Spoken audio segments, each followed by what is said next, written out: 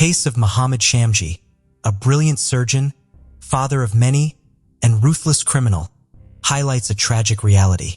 Victims of domestic violence sometimes not only endure abuse, humiliation, and beatings, but also blame themselves for what is happening. Each of these cases, when brought to the public's attention, is condemned, causing confusion and leading to many questions. Why does the victim allow themselves to be treated this way? Why don't they tell anyone? Why don't they leave their abuser? Contrary to the popular belief that physical violence occurs primarily in dysfunctional families, statistics show that such incidents do not depend on the social status of spouses, their position in society, or their job titles. Mohammed Shamji and Ilana Frick Shamji were not only outstanding doctors, but also true luminaries of science. Mohammed made a name for himself in neurosurgery and the treatment of spine injuries and diseases, while his wife was an equally renowned family doctor with a PhD. For years, they both saved other people's lives, yet few knew what was happening in their private lives. This story shocked the entire world, and the accused admitted his guilt only to spare his 12-year-old daughter, who had accidentally witnessed her mother's death, from having to testify in court. Notably, shortly before the tragedy, Ilana had posted a photo of her husband in a kimono on social media, taken during one of his jiu-jitsu training sessions, with a joking comment that this doctor could not only heal but also break a neck. This post turned out to be prophetic. Ilana Frick, life before meeting Mohammed. Ilana Christina Frick was born in September 1977 in the Canadian city of Windsor, located in Ontario in the southern part of the country. She was the younger of two daughters in the family of George and Anna Frick, who emigrated from Croatia to North America in the early 1970s. Ilana was raised alongside her older sister, Caroline, with whom she was very close from an early age. The birth of Ilana was seen as a miracle by her parents, as Anna had serious complications after her first pregnancy, and doctors had said she would never conceive again.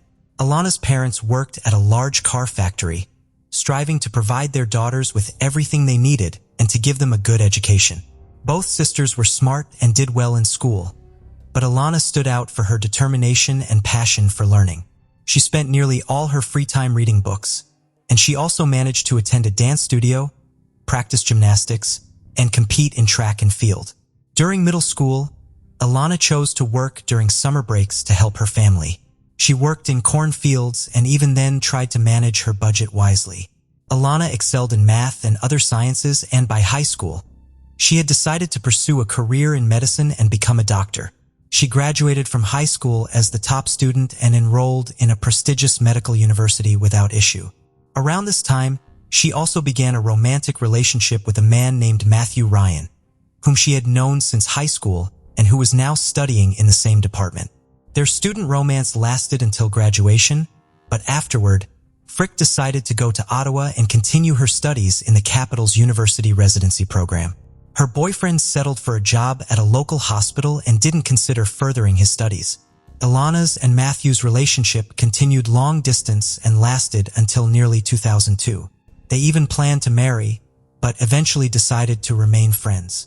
By then, Ilana was interning at one of the country's top clinics and aimed to earn a doctorate, while Matthew hadn't advanced in his career. Love at first sight. In February 2003, during a night shift at the hospital, Ilana went to the staff room and saw a new colleague who immediately caught her attention. The young man, Mohammed Shamji, was just a year older than Ilana and was doing his residency in the neurosurgery department. Mohammed came from a family of prominent doctors. He was born and raised in Ottawa in a family of the renowned surgeon Farid Shamji and his talented psychiatrist wife, Edith. Mohammed's older brother Ali was an experienced medical biophysicist. Both brothers graduated from Yale University, and Mohammed later returned to Canada to earn his doctorate from Western Ontario's Research University. Mohammed was also interested in the blonde, but initially, he made no effort to approach her. Ilana, however, fell for this tall, dark-skinned man at first sight and tried to attract his attention. Soon, Mohammed asked his colleagues for her number and sent her a message, and their relationship began to blossom. Ilana considered Mohammed a shy and modest man. He rarely took the initiative, felt uncomfortable on dates, jumped from topic to topic, or fell silent. appearing detached and introverted. Later, it turned out these oddities weren't due to shyness, but rather a lack of interest. Mohammed was already seeing another woman, but for some reason, he kept this from his infatuated colleague. When Frick discovered the existence of a rival, she resolved to win over Mohammed and become his one and only.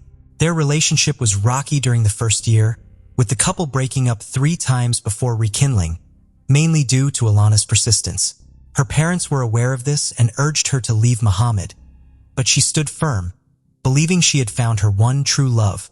Alana often pampered her lover with gifts, made surprises, and brought him home-cooked meals.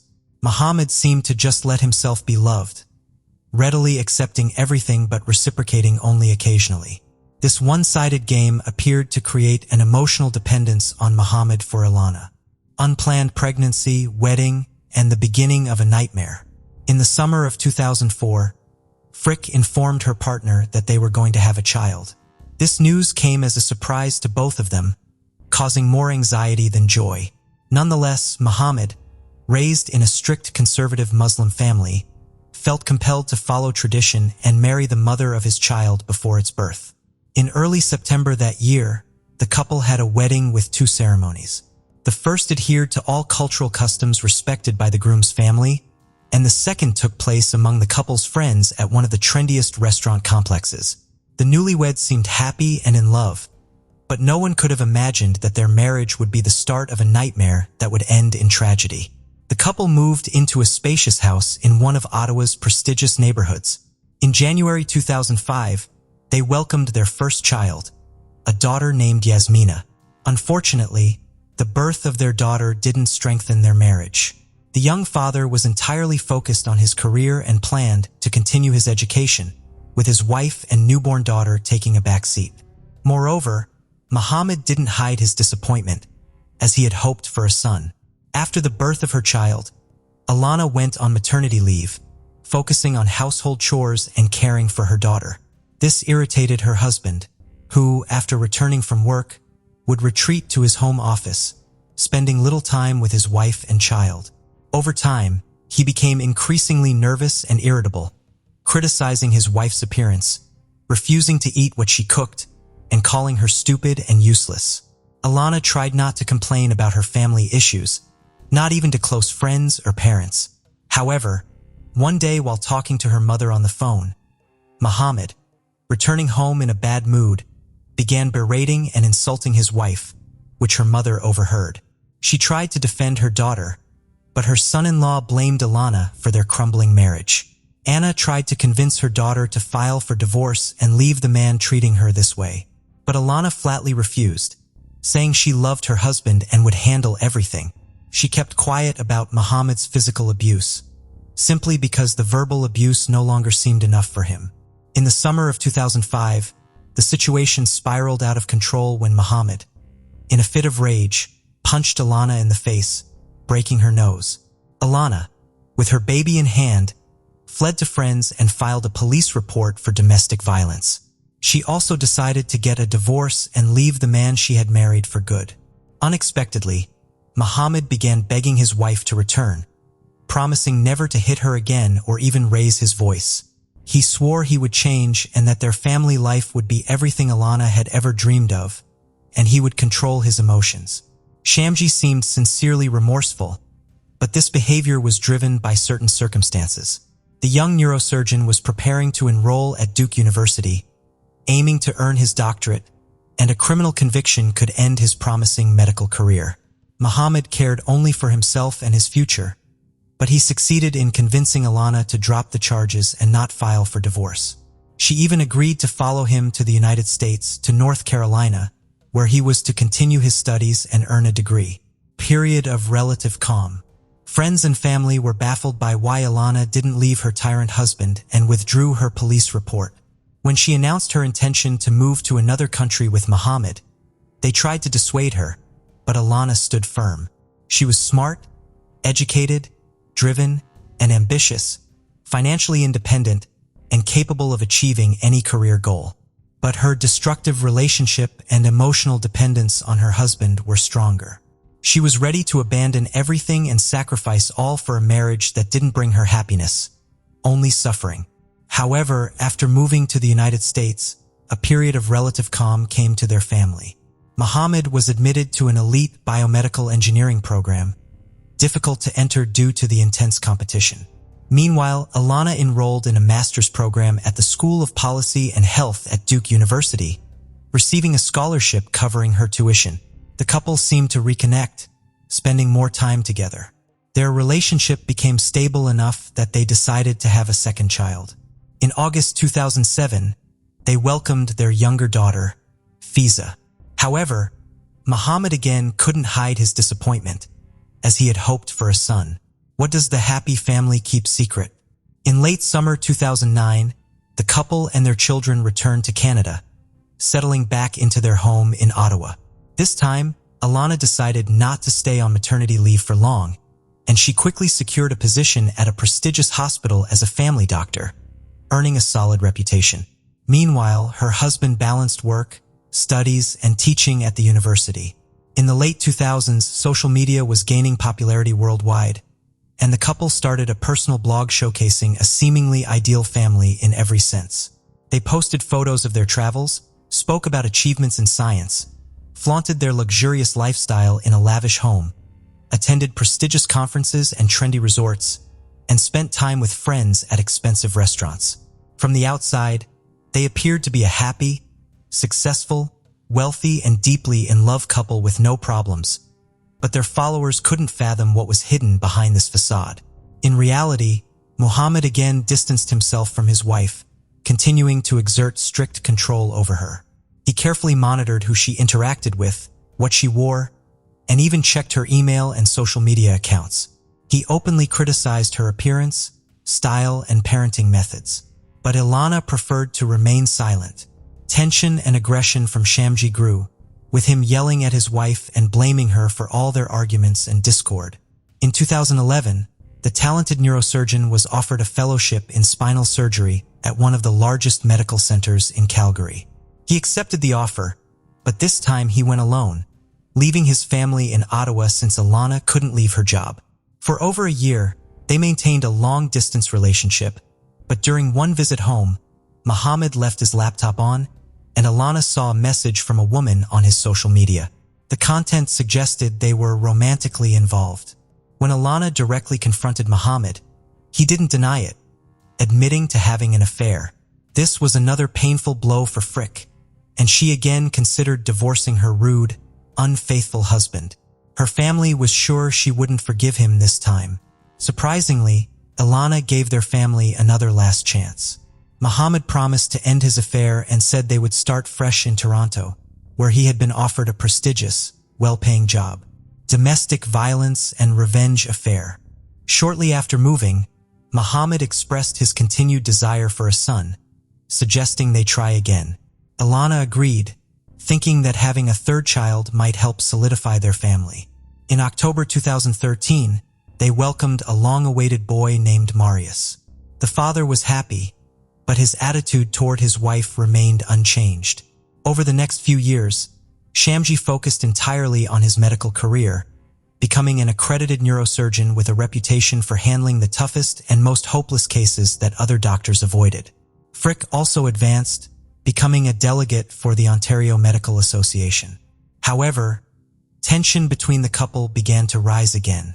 Muhammad didn't stop at rudeness and insults, but resumed hitting the mother of his children.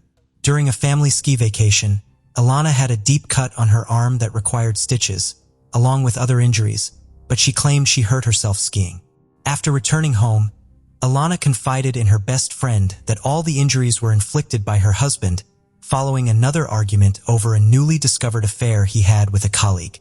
Alana had overheard part of a phone conversation between Muhammad and his mistress, and when she asked him about it, he beat her.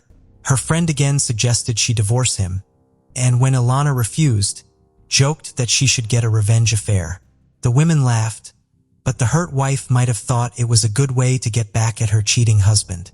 The summer of 2016 was challenging. While the older kids were at camp and the youngest stayed with maternal grandparents, the couple's relationship completely fell apart. In early September, they celebrated their 12th wedding anniversary, sharing the news on social media. But a week later, they spoke of divorce. Muhammad refused, stating he was content, while a desperate Alana had an affair with a colleague who had shown interest in her. She immersed herself in this new relationship, basking in the care and attention of another man, enjoying the long-forgotten feeling of being loved and desired. Did she run away with her lover, leaving her kids behind? On November 25, 2016, a heated argument broke out in the family when Alana told her husband that divorce was inevitable. The next day, she met with a divorce lawyer and then left for a 3-day medical conference in another city. During this time, Muhammad sent her messages, pleading with her to reconsider and save the marriage, at least for the children. On November 30th, Alana returned home and made her final phone call to her parents. Her voice revealed some anxiety, but she assured them everything was fine.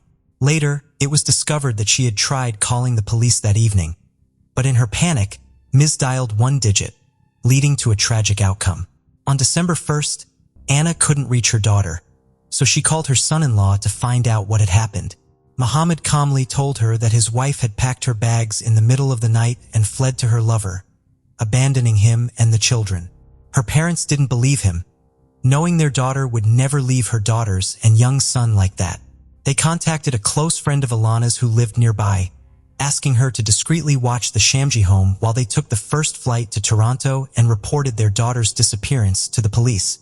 Alana's friend reported that her car was still in the driveway, which only heightened the family's concern. Upon arriving at their daughter's house, they found nothing immediately suspicious. But Muhammad was agitated, saying they had called the police unnecessarily and insisting that Alana was with her lover. He had already told the police this version when they visited earlier, following the report of Mrs. Frick Shamji's disappearance. Body in a suitcase. In the early morning hours of December 2nd, a man walking his dog along the river, about 24 miles from Shamji's home, saw a large suitcase at the base of the bridge. He was initially going to pass it by, but curiosity got the better of him, especially since the suitcase looked almost new. When he opened it, he was horrified to find the lifeless body of a blonde woman inside. He immediately notified the police, and the suitcase and body were sent to the medical examiner's office for identification and to determine the cause and circumstances of death. There were no issues with identification, as the criminal hadn't even bothered to remove the luggage tag from the suitcase from Alana's recent trip to a conference. Her parents confirmed her identity. The body had multiple abrasions and bruises, but the cause of death was mechanical asphyxiation and a broken neck. The woman was dressed in pajamas and had no shoes, and based on the position of her body, she had been placed in the suitcase immediately after her death.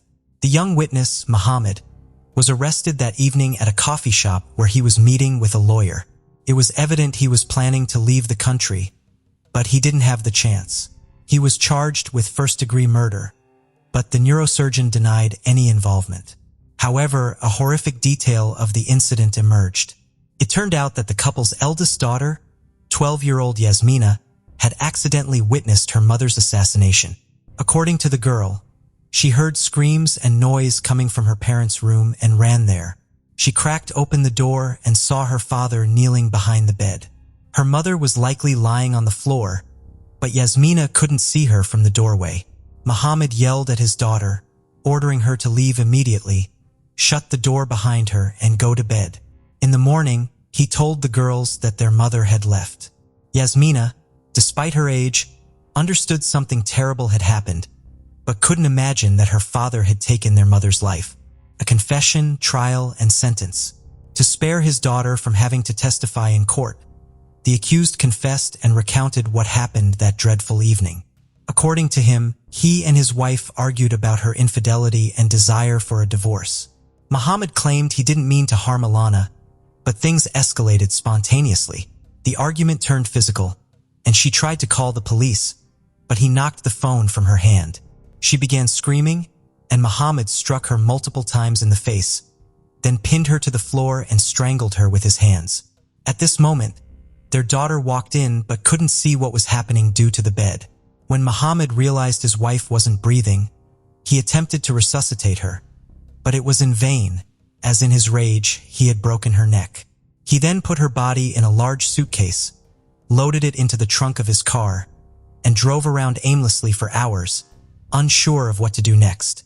Upon reaching a small bridge over a river, he decided to throw the suitcase down, hoping the current would carry it away, making it impossible to find. However, in the darkness, he didn't see that the suitcase got stuck against the bridge's foundation. In fall 2017, while the trial of the criminal surgeon was underway, a new scandal erupted involving his father, Fareed Shamji, who made disparaging remarks about his deceased daughter-in-law. He attempted to justify his son's actions, saying his wife had been unfaithful and provoked him. These comments led to an investigation into the elderly man, and his medical license was revoked. In April 2019, Muhammad was found guilty of second-degree murder and sentenced to life imprisonment, though with the possibility of parole in 14 years. Given the time served during the trial, he may be released as early as 2030. Moreover, Muhammad was forbidden from contacting his children or Alana's parents and ordered to pay them a large sum as compensation. He was also permanently stripped of his medical license. Sarah Ann Wood was born on March 4, 1981, in New York. She grew up in a religious family. Her father was a pastor in a small town in the middle of the state. From a young age, Sarah, along with her older sister and brother, attended services at her father's church and went to Sunday school. She enjoyed dancing, loved poetry, and was a member of her school's cheerleading team. Sarah also loved riding her bike and often used it to get to her father's church. It was less than a mile from her home, and Sarah regularly rode there for services, Sunday school, or just to help her father with something. On August 18, 1993, when she was 12, Sarah, as usual, rode her bike to church for Sunday school. The classes were conducted by other church members while her father stayed home. Her parents expected Sarah to return that afternoon right after the classes. But as time passed and she didn't come back, they began to worry. After waiting a little longer, they headed to the church, thinking Sarah might have stayed behind with other kids, but she wasn't there. The Sunday school teacher said that she had left on her bike right after classes. They also mentioned that she took with her a few books, some colorful folders, and a small display board. Her parents grew even more concerned because the ride home from church should have only taken a few minutes, and it was unlikely Sarah would have gone anywhere else with all those items. Moreover, she always stopped by to ask for permission if she wanted to go somewhere else. Her parents followed the route to the church, asking neighbors if anyone had seen their daughter. Since it was a small town and Sarah's father was well known through the church, dozens of people quickly joined the search. They soon found a witness who had seen Sarah riding towards her house around 2:30 p.m. She was spotted just a few hundred yards from her home, which made her parents even more anxious. They were almost certain something bad had happened to Sarah and decided to contact the police. The local police department immediately began the search, deploying dozens of officers. The sheriff also asked the fire department for assistance, and they joined the effort. News of Sarah's disappearance quickly spread throughout the area, bringing in dozens of volunteers. In just the first few hours, several hundred people were already involved in the search. The police focused on the route from the church to Sarah's home, scouring the fields and woods on both sides of the road. They soon found the first alarming clue. Just a few yards into the woods, they discovered Sarah's bike leaning against a tree. The police focused on that area and soon found the items Sarah had taken from Sunday school, hidden under a bush. These discoveries led investigators to a grim conclusion. It was likely that Sarah had been abducted. They assumed that an unknown assailant might have dragged her from the road into the woods, left her belongings there, and then taken her away by car. The police department threw all its resources into the search, while Sarah's relatives, who couldn't sit still and wait, began printing flyers with information about her disappearance. With the assistance of dozens of volunteers, they distributed these flyers not only in their town, but also in neighboring cities. Despite all the efforts, the first day of the search ended with no results. Police and volunteers combed the area within several miles of the road until nightfall, but unfortunately, they didn't find any new clues. The search continued the next morning with even more people joining in. The state police also got involved, focusing on finding a possible suspect. Investigators questioned all the town's residents, hoping someone might have seen a stranger or a vehicle that could be connected to Sarah's disappearance. Sarah's parents organized an improvised headquarters, staffed by dozens of volunteers. They printed and distributed flyers, while also trying to find witnesses or any leads that might bring them closer to finding Sarah. Local media soon began covering the case, and in the following days, news of Sarah's disappearance spread nationwide. The police received more than 1,000 tips and thoroughly checked each one, but they repeatedly hit dead ends. Concerned residents helped the parents raise a substantial $150,000 reward for any information about Sarah's whereabouts, but unfortunately, this also led nowhere. The active phase of the search continued for about a week, but eventually the police concluded that they were unlikely to find any valuable leads in the area. They continued to work on the case, now focusing on finding a potential suspect. Detectives checked local residents and convicted criminals from neighboring towns, but nothing yielded results. Sarah's disappearance was featured on 2 popular national television shows, leading to a new wave of tips. Her parents also made regular appeals to the public through the media, asking for any information about their daughter's whereabouts, but her fate remained unknown. This continued for nearly 6 months until something quite unexpected happened. On the morning of January 7, 1994, a 12-year-old girl named Rebecca left her home in a small town in Massachusetts and started walking to school. While walking down a deserted street, she noticed a man walking alongside her. He said something, but Rebecca didn't hear him because she was wearing headphones. When she took them off, the man pulled out a gun and told her that if she did everything he said, he wouldn't hurt her. He grabbed her by the jacket and they continued walking in the same direction. Rebecca was afraid to scream or try to run, but she understood that even if she complied, the man might still kill her. Soon, she realized the man was leading her to a car and quickly came up with a plan. She pretended to have an asthma attack and struggled to breathe. Rebecca sat down on the ground and the man let go of her jacket.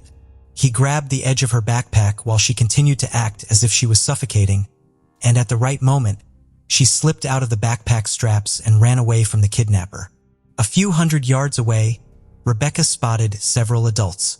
She ran to them and said that someone had just tried to abduct her. Meanwhile, the kidnapper got into his car and drove off, taking Rebecca's backpack with him. One of the witnesses decided to follow him in his own car. He tailed the kidnapper for a few minutes, then stopped at the nearest gas station and called the police. The witness provided them with a partial license plate number of the kidnapper's car and its model, while Rebecca described his appearance. The police began searching for the vehicle, checking databases for matching cars. They also sent out information to nearby towns, and on that same evening, their efforts paid off. An officer driving through a small town a few miles away suddenly noticed a vehicle matching the description. He stopped and knocked on the door of the house where it was parked. There were several people inside, and the officer asked who owned the pickup truck. The vehicle's owner explained that he hadn't used it in a long time because he had lost his sight. Instead, his neighbor, 43-year-old Louis Lent, often used the truck. Louis was a handyman who helped the blind neighbor with various household chores in exchange for using the pickup. Louis said that the last time he drove the truck was the previous day, and he hadn't used it since. Despite this, the officer asked him to come to the station for questioning, and Louis agreed. The man continued to insist that he hadn't used the pickup that day. He denied any involvement in the attempted abduction, claiming that he was a devout Christian who spent most of his free time at church and would never do something like that. While Louis was at the station, the police took his photograph and showed it to Rebecca and other witnesses in a photo lineup mixed with pictures of other men. They all unanimously identified Louis as the kidnapper. Rebecca, who had seen him up close, since he was less than a yard away from her, stated she had no doubt that he was the one who tried to abduct her. Investigators quickly obtained a warrant to search Louis's house and the vehicles. In the pickup truck owned by his neighbor, they made quite a disturbing discovery. There was a small bag containing duct tape, a knife, children's sunglasses, and candy. In the van, which belonged to Louis and was also parked near the house, police found a gun and Rebecca's backpack. Inside the house, investigators found something even more startling: a large secret room dug out beneath the house, which was still under construction. With all this evidence, the police arrested Lewis for the attempted abduction. Initially, he continued to insist on his innocence, but pretty soon decided to confess to everything. He admitted that he traveled to Rebecca's town looking for a victim, bringing along his so-called kidnapping bag that he always kept in his car.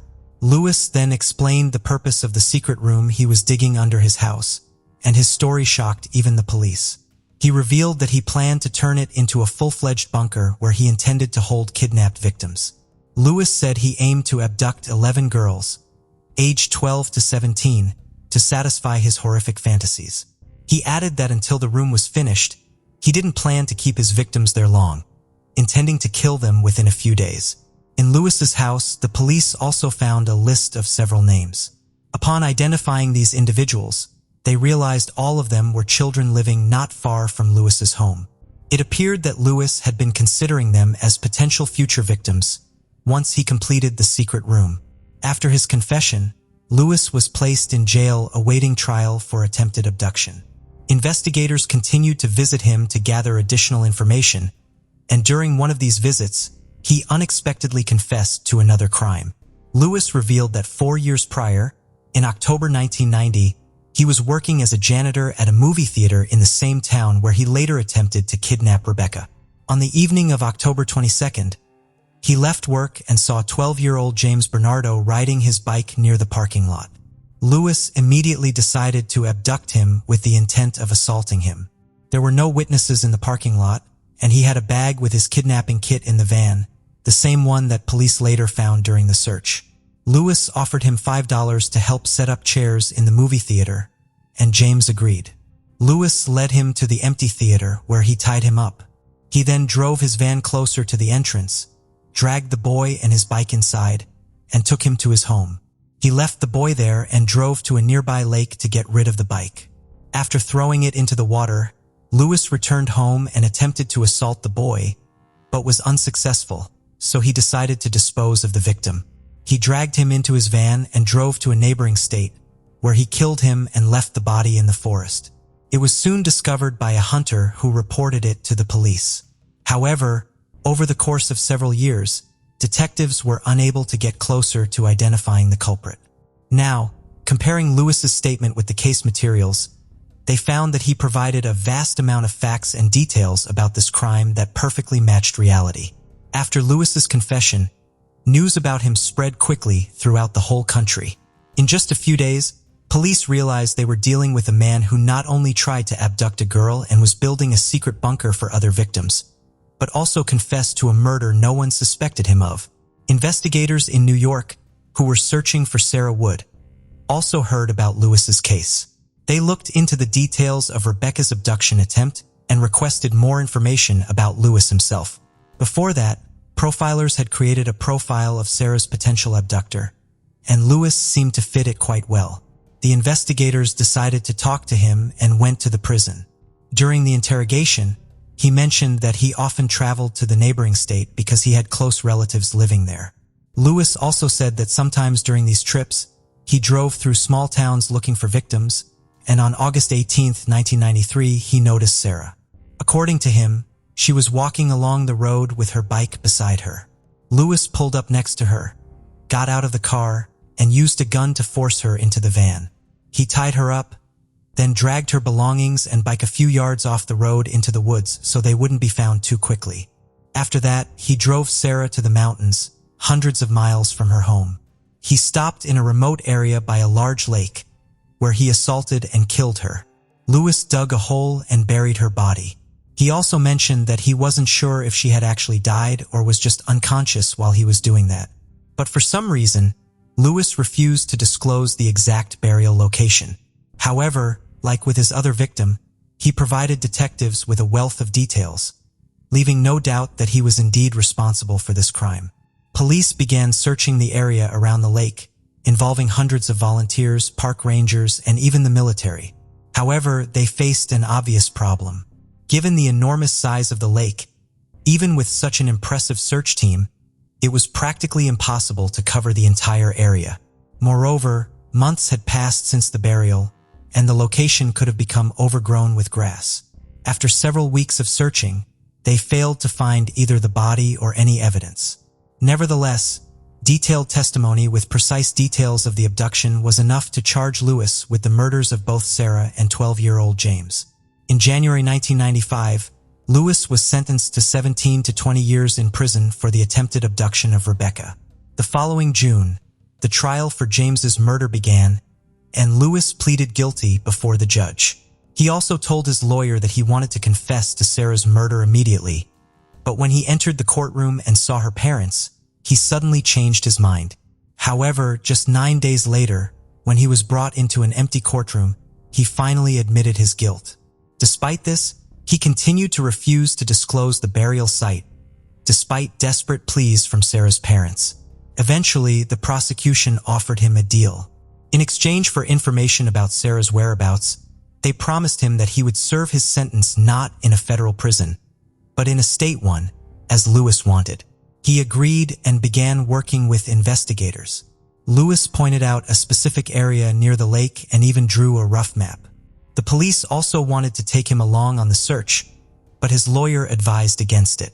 The police organized extensive searches in this area despite the snow and freezing temperatures.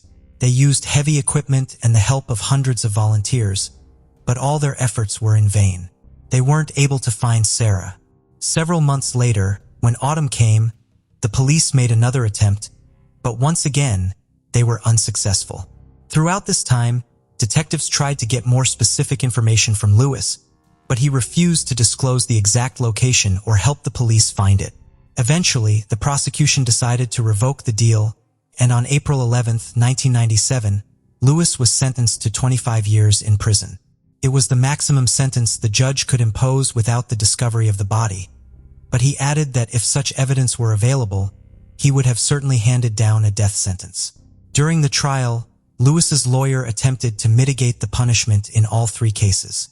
He did not dispute his client's guilt, but argued that Lewis suffered from an unidentified mental disorder. According to him, Lewis heard voices in his head and claimed to have contacted aliens, but experts found no evidence of any mental disease. They concluded that he was probably just pretending in an attempt to avoid serious punishment. After the verdict, detectives continued to visit Lewis in prison, hoping that he would finally reveal Sarah's burial site. He behaved quite strangely and gave the police different locations, often contradicting himself. Once, he stated that he was not ready to disclose the location because he had buried Sarah next to another victim and did not want anyone to find out who it is. Sarah's parents also visited Lewis in prison, begging him to tell them the burial site, but he continued to remain silent. Detectives were also considering Lewis's possible involvement in other unsolved cases. After he confessed to the abductions of Sarah and James, the police had almost no doubts that he had other victims. Almost immediately after his arrest, they learned about another attempted abduction he had made.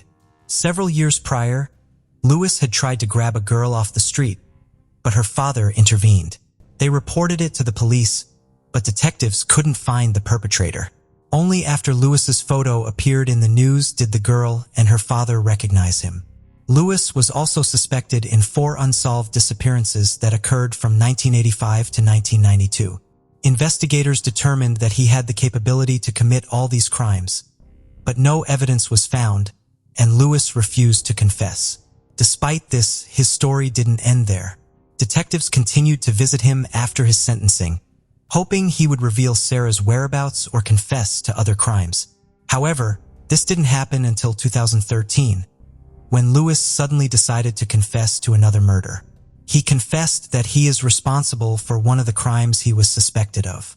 According to him, on November 6, 1992, he abducted a 16-year-old teenager with developmental disabilities who was riding a bike to his grandmother's house. Lewis said he forced the boy into his van, then killed him and dumped his body in a lake. Investigators confirmed his involvement based on his detailed description of the events, but official charges in the case have not been filed against him to this day. Right now, Lewis is 73 years old and he continues to serve his sentence for 2 murders and an attempted abduction. Sarah's parents still believe that someday they will convince him to reveal the burial site, or he will disclose this secret before his death. The family also continues the work of the center they initially opened to gather tips and distribute flyers. Over the years, they have expanded to assist in other missing children investigations, a commitment they uphold to this day. Primarily focused on distributing flyers, their efforts helped reunite 399 children with their families in 2017 alone. In memory of Sarah, her relatives also organize an annual bike ride. Initially attended by just a few people, over the years, the number of participants has grown steadily. Currently, several thousand people regularly participate in the event, also helping to raise significant funds to support efforts to find missing children. Police have no plans to give up the search for Sarah's burial site, regardless of Lewis's willingness to disclose this information. They intend to continue search operations in the areas he has indicated until they succeed in finding her.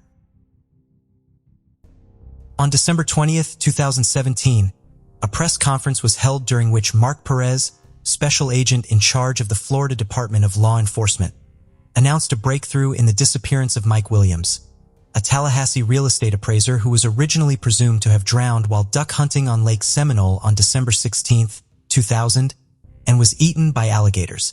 "Being here now, I can tell you what happened to Mike Williams," Perez said. "Mike Williams did not drown in the lake. He wasn't eaten by alligators. He didn't leave town and leave his wife and 18-month-old daughter behind. He was murdered. In the interest of the investigation, we cannot yet release details, but I am happy to report that this morning investigators notified the Williams family of recent discoveries in the case. Today's story is not only about love, betrayal, infidelity, and greed, but also about a mother's resilience. For 17 years and 4 days, Cheryl Williams, Mike's mom, disagreed that her son had drowned in Lake Seminole and pushed with tenacity for law enforcement to investigate her son's disappearance. She believed with all her heart that those responsible would be punished, believed even when no one else did. "I had two choices. He was alive or dead. I chose to believe he was alive, and I really think that's what helped me," Cheryl said on December 20th, 2017. "A lot of people called me crazy, but if I had given up, we never would have found him." The day before the press conference, Brian Winchester, a close friend of Mike and his wife Denise, who later married Brian, was sentenced to 20 years in prison. Mike's mother was right. Retribution came to those responsible, and ironically, they were the cause of the truth coming out. In 2000, Brian and Denise's affair, which began in 1997, turned into a murder, and years later, they went from lovers to strangers who didn't trust each other. Brian was very afraid that after the divorce, Denise would inform the police about what had happened to Mike, so he attacked her. Denise, on the other hand, went to great lengths to get him a life sentence. She was very persuasive in asking the jury for the maximum sentence. And it was these efforts that led to Brian having nothing to lose, and he made a deal with the prosecutor. Brian was sentenced to 20 years in 2017 for the kidnapping of Denise Williams, but he avoided a life sentence. Denise was celebrating the victory and was unaware that the conviction was part of a deal in which Brian Winchester, 49, admitted to planning the murder and a 17-year cover-up of the murder and received immunity from any prosecution for his role in the case. In exchange, he led investigators to Mike's body and gave a full and truthful confession. It would only be a few months later, and on May 8, 2018, Denise Williams would be arrested. At first glance, things are a little confusing, aren't they? Let's break down this case in detail. Jerry Michael Williams was born on October 16, 1969, in Bradfordville, north of Tallahassee, the son of a bus driver and a kindergarten teacher. Family and friends called him Mike, even though the family didn't have much money, and the boy, along with his older brother, grew up living in a trailer. Those were happy times. The parents cared about their son's future, and instead of building a house, they set aside money for the education of both boys, who themselves worked part-time at night in supermarkets. The sons enrolled in North Florida Christian High School. There, Mike excelled. He became student council president, played soccer, and was active in the Key Club. At the age of 15, Mike started duck hunting as a hobby and met Denise Merrill. The young lad was a soccer player and student council president. Denise was a cheerleader and council secretary, and they began dating. Friends thought they were a great couple. While still in high school, Mike became best friends with Brian Winchester, whom Denise introduced him to. Brian later had a friend, Katie Thomas, and the two couples remained friends for the rest of Mike's life. After high school, Mike attended Florida State University, where he majored in political science and urban planning. The lovers graduated together. Denise became a public accountant. Mike became a real estate appraiser. Mike proved to be a valuable worker. He often worked 15 hours a day, and of course his career took off. In 1994, the young, successful man married Denise. It was around this time that Brian married Kathy as well. All four of them continued to stay in close contact. Mike loved his wife dearly, strived to provide for their family as best he could, and had incredible energy. At the age of 31, Mike Williams achieved considerable success. As a real estate appraiser, he was earning nearly $200,000 a year. The couple was able to afford a home in a small, upscale neighborhood on the east side of town, and in 1999 became happy parents. They had a daughter whom the couple named Ansley. Mike's friends told me that he was always prudent. Since the young man was engaged in quite risky activities, he wanted to be sure that, in case of disaster, his family would definitely be taken care of. Not surprisingly, Mike turned to his best friend who was working as an insurance agent at the time. Ryan sold him 2 insurance policies for $250,000 and later for $500,000. In 2000, Mike's father passed away.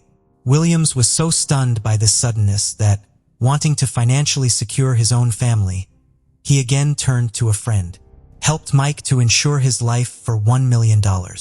Thus, about 6 months before his disappearance, the life of the loving father of the family was insured for almost $2 million. According to Denise, on the morning of December 16, 2000, her husband woke up early to go duck hunting on Lake Seminole, a large reservoir connected to the Apalachicola River. It was the day of their 6th wedding anniversary, and the couple planned to celebrate the date at night in Apalachicola, a small town on the bayou. The wife and daughter waited for Mike at home at noon, but he never returned. Naturally, Denise became concerned and called her father, who in turn called Mike's best friend, Brian Winchester. Together with his father, Brian drove to Lake Seminole. There they found Mike's Ford Bronco car near the boat dock, but Mike himself was nowhere to be found. The men went around to all the places Mike liked to hunt, but couldn't even find the boat, so they decided to call the police. After investigators from the Florida Fish and Wildlife Conservation Agency were called, the search for Mike began. A few hours later, a helicopter pilot found the boat drifting about 225 feet from the boat ramp. A search of the boat turned up Mike's shotgun, still in its case. Apparently, he never got to use it. The search became a rescue operation. Locals believe that before the 3 rivers were dammed to form the lake, the reservoir was the site of an orchard. Thus, the lake got its name Stumpfield due to the many remaining stumps that protruded above and below the water level, requiring careful handling of any motorized boat in the area. Because of this, searchers speculated that Williams hit a stump on his boat, fell out, and submerged himself in the water. His wading boots filled with water, and he probably drowned when he couldn't get out.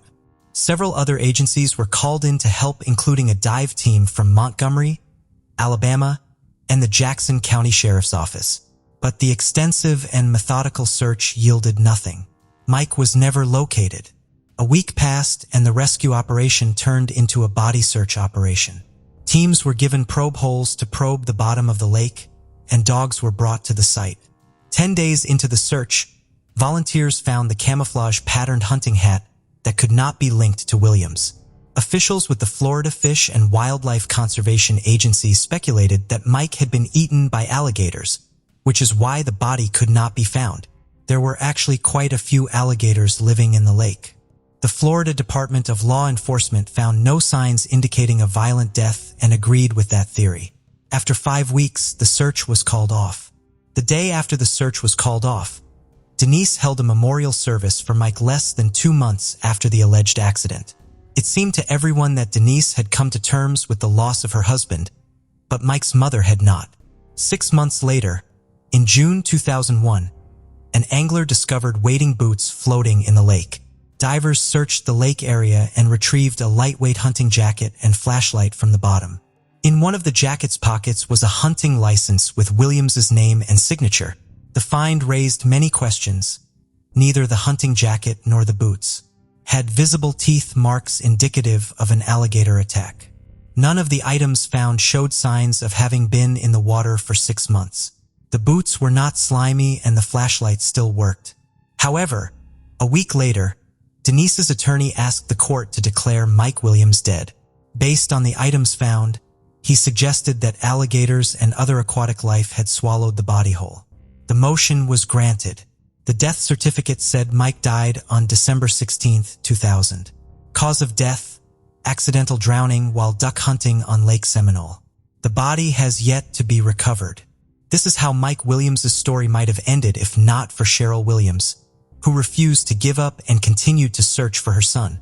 "All I know is that I can't stop looking for him until I find him," she said. Cheryl's efforts seriously strained her relationship with her former sister-in-law. Denise demanded she stop searching and accept reality. She said, "I'm tired of seeing articles about Mike and his disappearance. I just want to move on with my life. If you keep pushing this investigation, you will never see your granddaughter again." Cheryl couldn't give up on her son, and Denise carried out her threat. If not for the mother's persistence, her son's story might have remained submerged at the bottom of a dark, algae-covered lake. It took Cheryl Williams 3 years to convince law enforcement officials to open an investigation into her young son's disappearance. "I made phone calls, put up signs about my missing son, wrote to the governor of Florida every day, compiled my notes into an evidence book, asked people to post on social media, and contacted reporters." Cheryl will tell you years later. The persistent mother contacted Matthew Oresco, an alligator expert. In his response, he explained that alligators do not feed during the cold winter months. Cold weather causes water temperatures to drop, so alligators don't feed in the winter. All they do is maintain their body temperature. 14 degrees is too cold for an alligator to be interested in food at all. Moreover, Oresco wrote that after an alligator kill, there is always forensic evidence left behind. Eventually, after 3 years, Cheryl Williams convinced law enforcement to drop the ridiculous alligator theory and launch an official investigation into her son's disappearance. The case was reopened because of little-known facts regarding alligators' eating habits, evidence gathered from interviews, and a little official data convinced investigators that Williams' death was no accident. "My gut feeling is that Mike did not die in Lake Seminole. And that's the general consensus of all the law enforcement agencies working on this case," said Rami Austin, a former investigator with the 2nd District State's Attorney's Office who prosecuted Mike's case. The Florida Fish and Wildlife Conservation Agency initially took over the case because Williams was considered a missing hunter. Officers spent 735 hours searching a 10-acre section of the lake for the body, but didn't spend a minute looking for signs of wrongdoing. Jackson County Sheriff's deputies brought in to help with the search also did not consider other possibilities. Investigators interviewed everyone involved in the search and police officer, David Arnett, who was present at the scene that day. Years later said, "Some things immediately look strange. Williams didn't usually hunt alone. His truck was found in an undeveloped area from which he would have had to drag the boat over mud, not on the nearby concrete boat launch he usually used. A terrible storm that night should have pushed the boat to the east shore, but it was found on the west shore. The boat's motor wasn't running, but it was full of gasoline. If Mike had been driving the boat and fell out of it, it would have continued to float in circles until it ran out of gas." Unfortunately, law enforcement began to doubt too late that they were dealing with a simple drowning. The crime scene had already been trampled by numerous volunteers and searchers. A car that could have served as a clue was taken by the family without any verification. Potential witnesses were missed. Denise Williams and Brian Winchester became suspicious to investigators because they learned that Winchester had divorced his wife Kathy and married Denise. They also learned of Denise's unexpected financial gain of nearly $2 million from her late husband's life insurance policy. Detectives determined that it was Winchester who sold the policy to Mike. They also found it strange that Denise, as Mike's wife, did not want to have anything to do with the investigation and tried to prevent Cheryl's activity, even forbidding the grandmother to communicate with her granddaughter. In 2005, the newly married couple were called in for questioning, which gave nothing new to the investigation. Brian provided an alibi for the morning of the disappearance of Mike Williams. He said he was 60 miles from the lake, at home in bed, as his ex-wife Kathy could attest. He said he had intended to go hunting with his father-in-law in the morning, but overslept. Denise's interrogation also yielded no new leads. In 2008, the Florida Department of Law Enforcement announced that Mike's disappearance was not an accident, and they believe he was the victim of a crime. However, without sufficient evidence, they, alas, cannot prosecute. We have suspicions, but we need proof. Another investigation failed to find out her son's fate, but Cheryl Williams did not give up again. Her efforts led to the Discovery Cable Channel doing a story on Mike's disappearance and subsequent investigations in late 2011. By then, Cheryl had become disillusioned with the Florida Department of Law Enforcement, believing it was either incompetent or uninterested in solving the case. Beginning in 2012, Mike's mother wrote about 1 letter a day to the governor, Rick Scott, asking him to either assign the investigation to another agency or appoint a special prosecutor to do so. Cheryl sent 2,600 letters to the governor over 9 years. In 2012, Denise caught Brian cheating, and they broke up. The following year, Denise filed for divorce. After a few more years, an appraisal of the former family home was to take place, after which even property issues would no longer bind them. This event was a turning point in Mike's case. Brian didn't want a divorce. Denise didn't want to continue the relationship. They were constantly fighting, and the Williams investigation was poking fun at them. Brian would call Denise, and she stopped returning his calls. He couldn't handle the stress level. On August 5, 2016, the day a real estate appraisal was due as part of a court order, Denise left her home to drive to work at Florida State University. While talking to her sister on the phone, she saw someone climb over the back seat of her car. It turned out to be Winchester. Brian pressed a loaded gun against Denise's ribs and told her to drive straight ahead. He said he had to do that because she wasn't answering his calls. Denise tried to calm Brian down, agreed with everything he said, and promised to give him a chance to save their marriage. Brian believed it. Denise assured him that she wouldn't go to the police and report what he had just done, and Brian got out of the car. As he got out, he took the brown sheet, plastic sheeting, bleach sprayer, and tools with him. It became clear that Denise had miraculously escaped death. Denise called emergency services.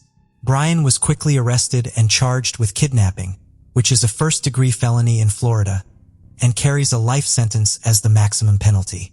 He was also charged with domestic violence and armed burglary. The court decided to keep Brian in custody without bail. Cheryl Williams expressed hope that this development will lead to the solving of her son's disappearance case. Brian is not going to let Denise run around alone with all that money, she told the New York Daily News. I pray that he will tell us what really happened. And Brian did tell, bargaining himself an extremely favorable deal with the prosecutor and avoiding a life sentence. At first, I think we were all doing really well, but I wasn't a good husband. Brian began his story. One day, I found a note in my first wife Kathy's purse and realized she was cheating on me. I wanted revenge. We often went to bars and concerts with Denise and Mike. I had been friends with Denise since high school. I was never really attracted to her. But after Kathy cheated on me, I started looking at other women differently. The affair between Brian and Denise began in October 1997. One time, drunken sex at a rock concert quickly escalated to frequent secret meetings.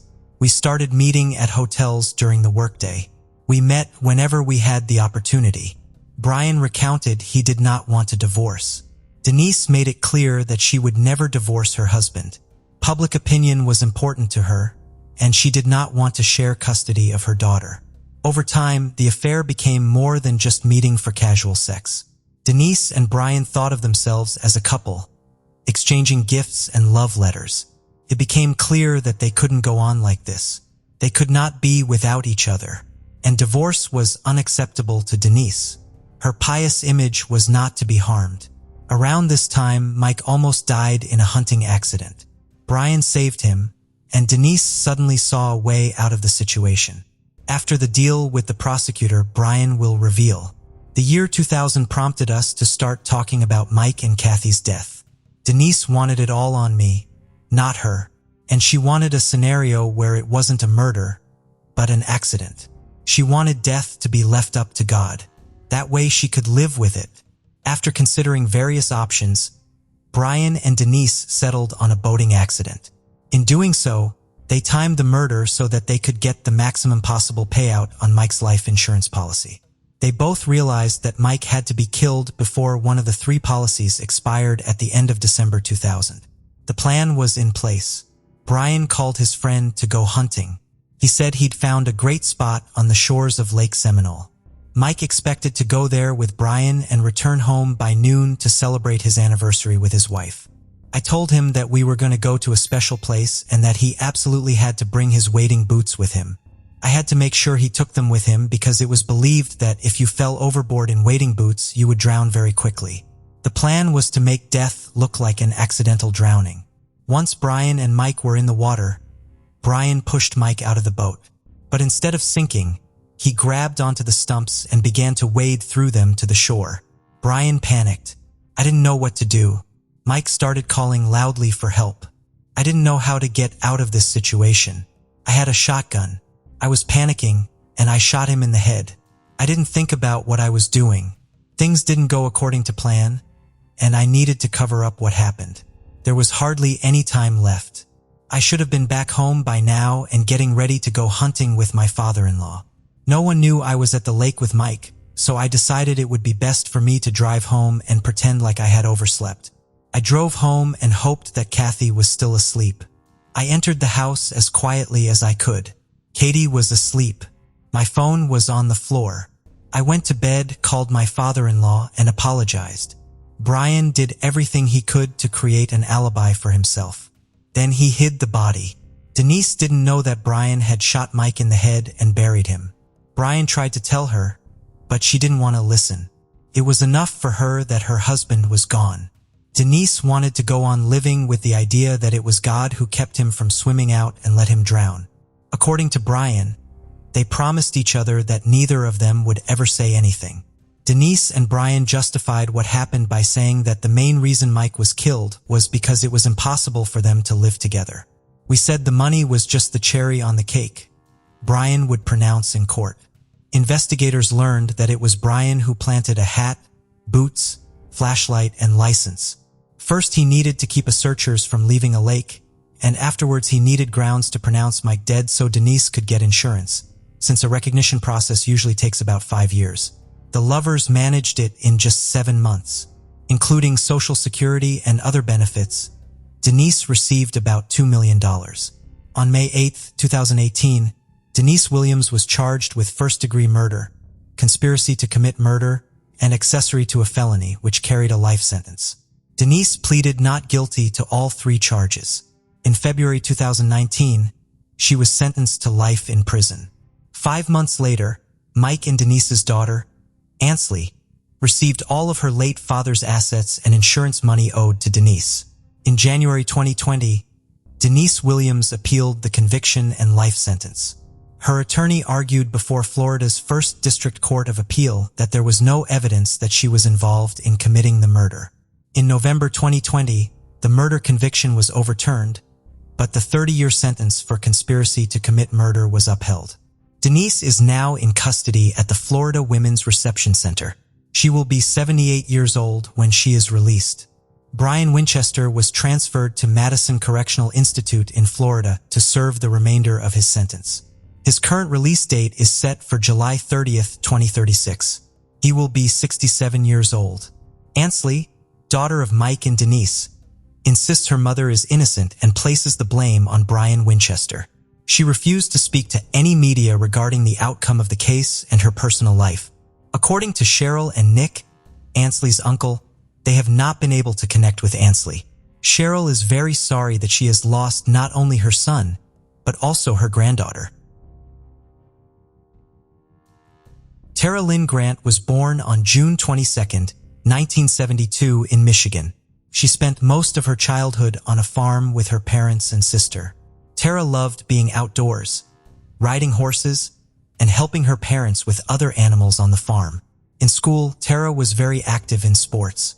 She was on the cheerleading and basketball teams and also played in the school band.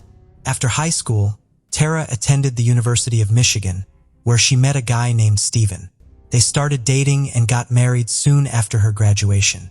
Tara, who earned a business degree, got a job at a large international company. Steven, on the other hand, planned to go into politics. He had been an assistant to a state senator during his time in university, but when the senator retired, Steven was left without a job. So he started working at a small tool-making shop owned by his father. For years after their wedding, the couple had a daughter, and a few years later, a son.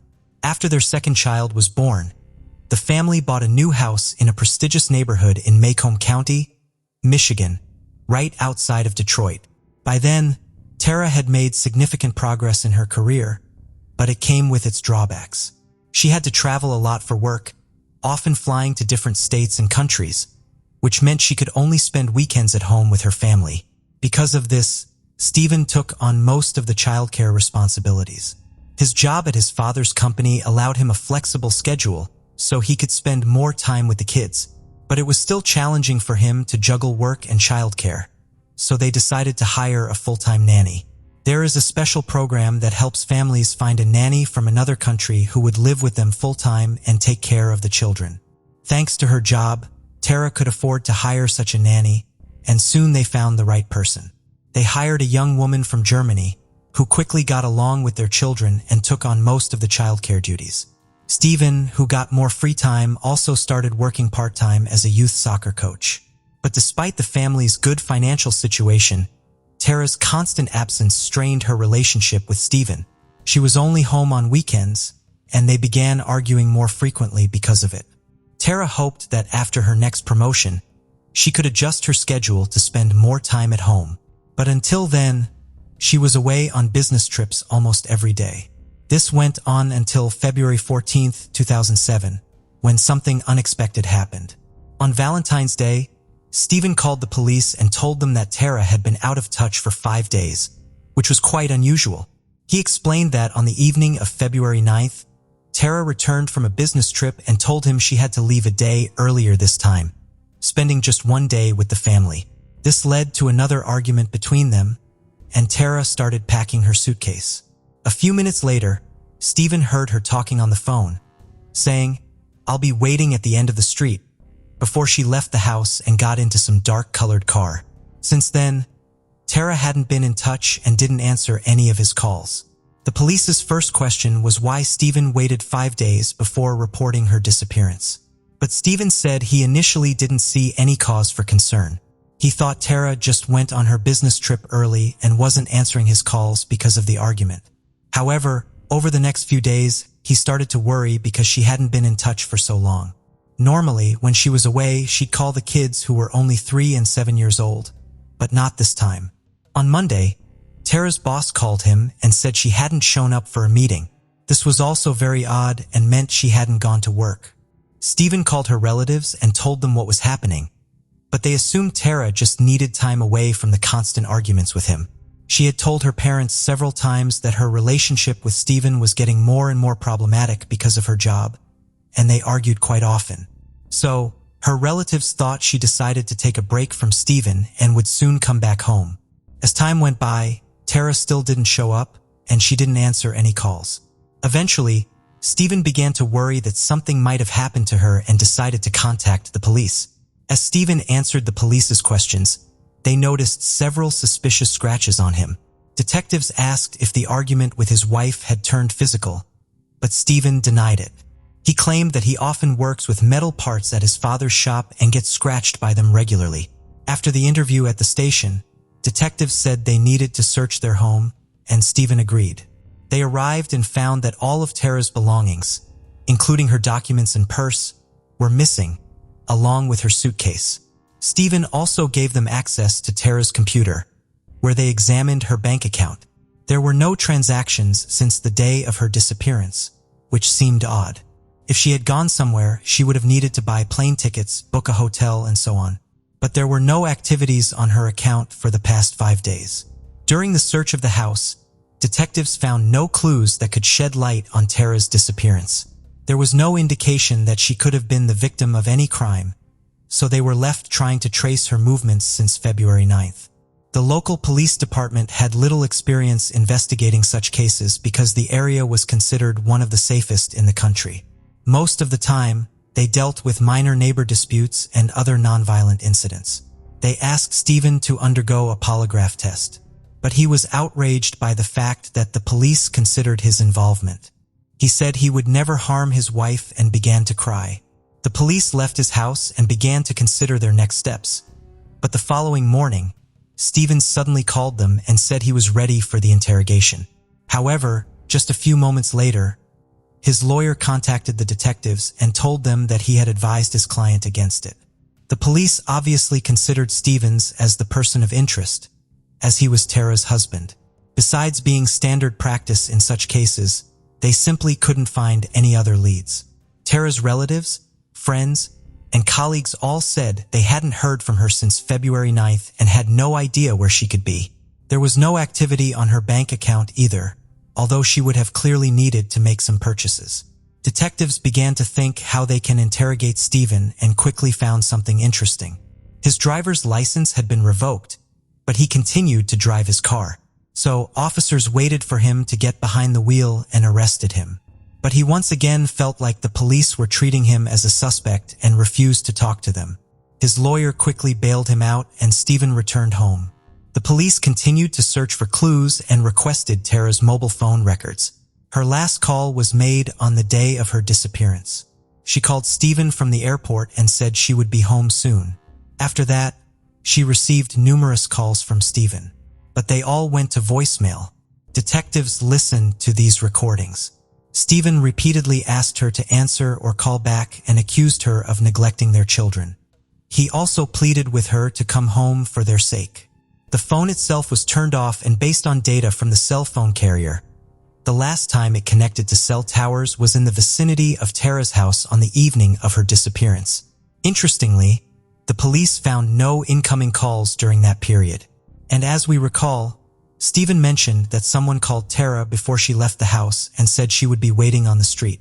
But despite this, from Stephen's voicemail recordings, detectives got a feeling that he genuinely worried about his wife and was angry with her for leaving their children.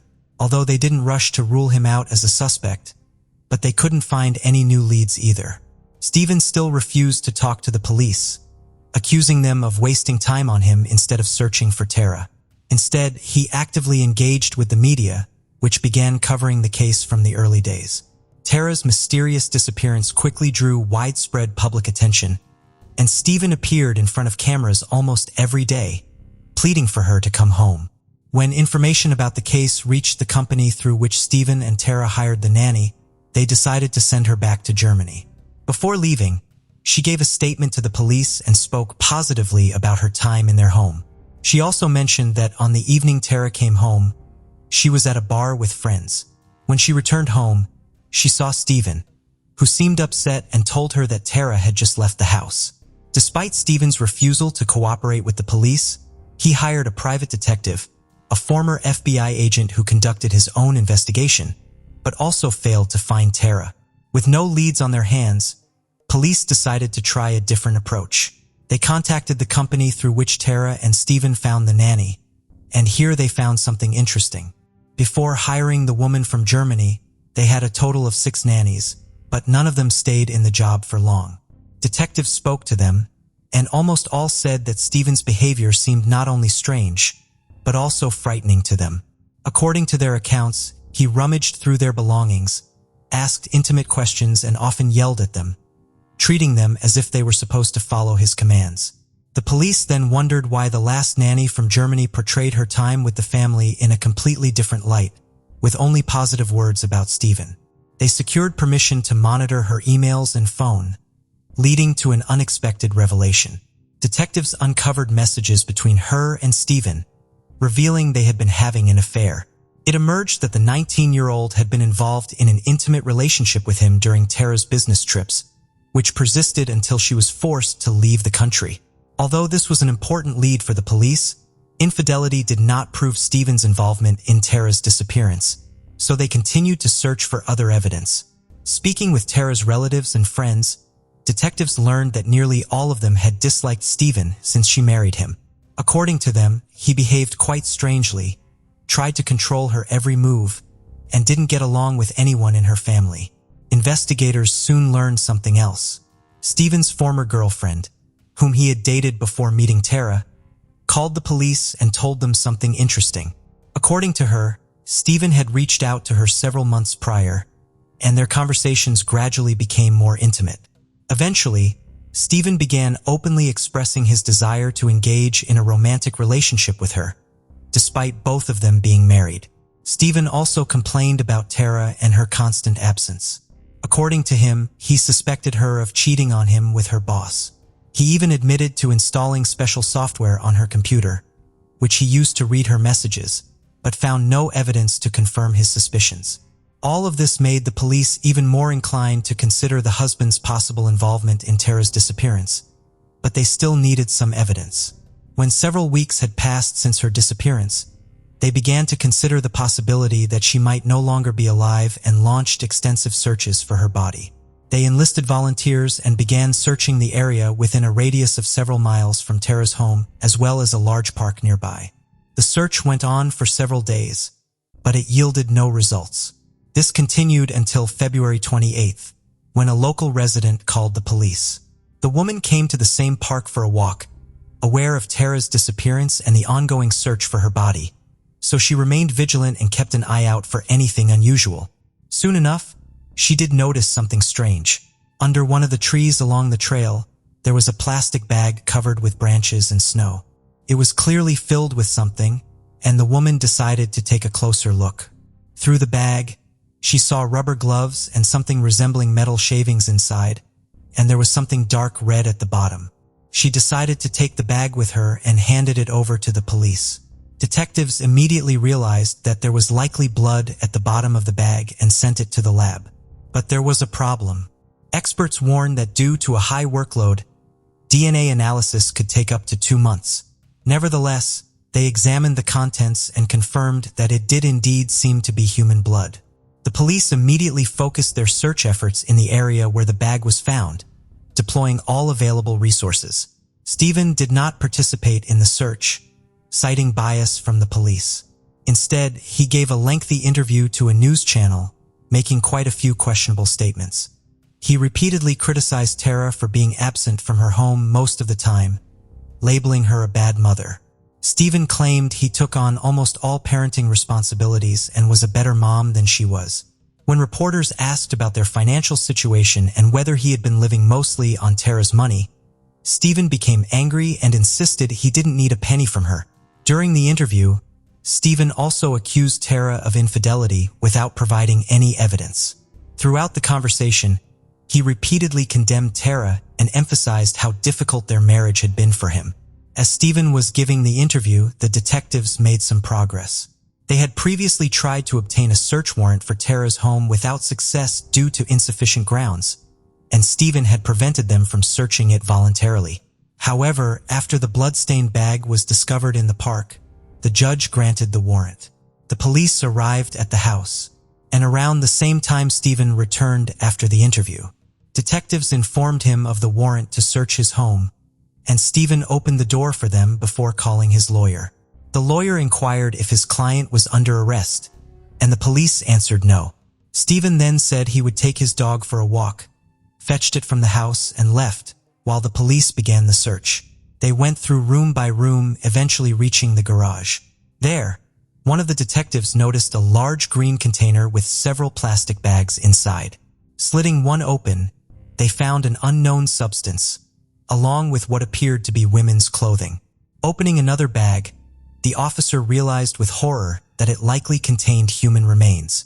In total, there were 5 bags in the container, and the detectives quickly confirmed that they indeed contained the remains of a woman. The police realized that they had found Tara's body, and Stephen must be her murderer. However, Stephen had not returned, so the police immediately began searching for him. They feared he might flee or harm someone else, knowing he was likely going to prison anyway. Meanwhile, officers called in reinforcements for the park search, as only a portion of Tara's remains were found in the garage. Over 100 officers from neighboring districts were dispatched to assist, and their efforts quickly paid off. Several hundred yards from where the bag was discovered, they found another part of the body, and later they found the head. Due to the cold temperatures, the remains were well preserved, allowing detectives to confirm they belonged to Tara. They found several more body parts, and as night fell, the search was suspended until morning. All this time, detectives also tried to locate Stephen, but to no avail. They reached out to his friends, and one of them revealed that Stephen had called him informing about the search at his house and asked to pick him up from the street. Stephen's friend drove there and took him to his home. On the way, he noticed that Stephen behaved quite strangely. He seemed scared, his hands were shaking, and overall, it felt like Stephen was on the verge of a breakdown. When they arrived at the friend's house, Stephen said he wanted to see his children and asked to borrow the friend's car. At that time, Stephen's children were in another state under the care of his sister. The friend gave him his pickup and Stephen left. The police requested information about his phone and credit cards, allowing them to quickly determine his route. They saw that Stephen withdrew money several times on the way to the neighboring state and called his sister. So the police realized he was heading to his children and immediately set off in that direction. Then something unexpected happened. The police received a call from Germany from the very nanny with whom Stephen had had a romantic relationship. She told him that Stephen had just called her and confessed to killing Tara. According to him, they indeed had an argument that evening, and Stephen started yelling at her. Tara then slapped him in the face, and he flew into a rage. He pushed her, and Tara hit her head after falling on the floor, resulting in her death.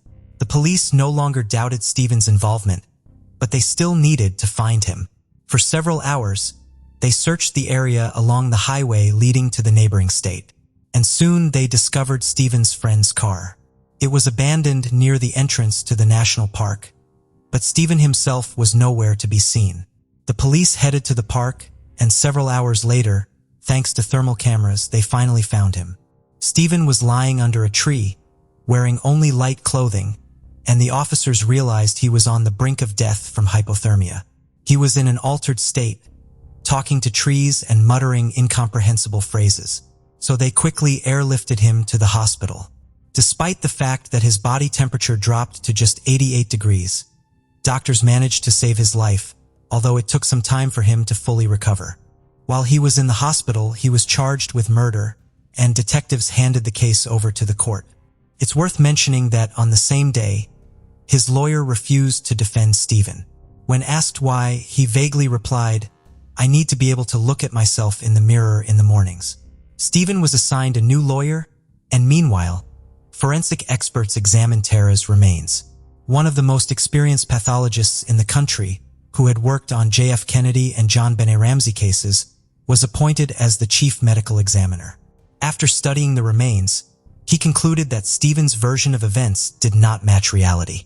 Stephen claimed Tara died from a head injury, but the actual cause of death turned out to be strangulation. When Stephen finally regained consciousness, detectives went to see him in the hospital, and he told them what really happened that evening.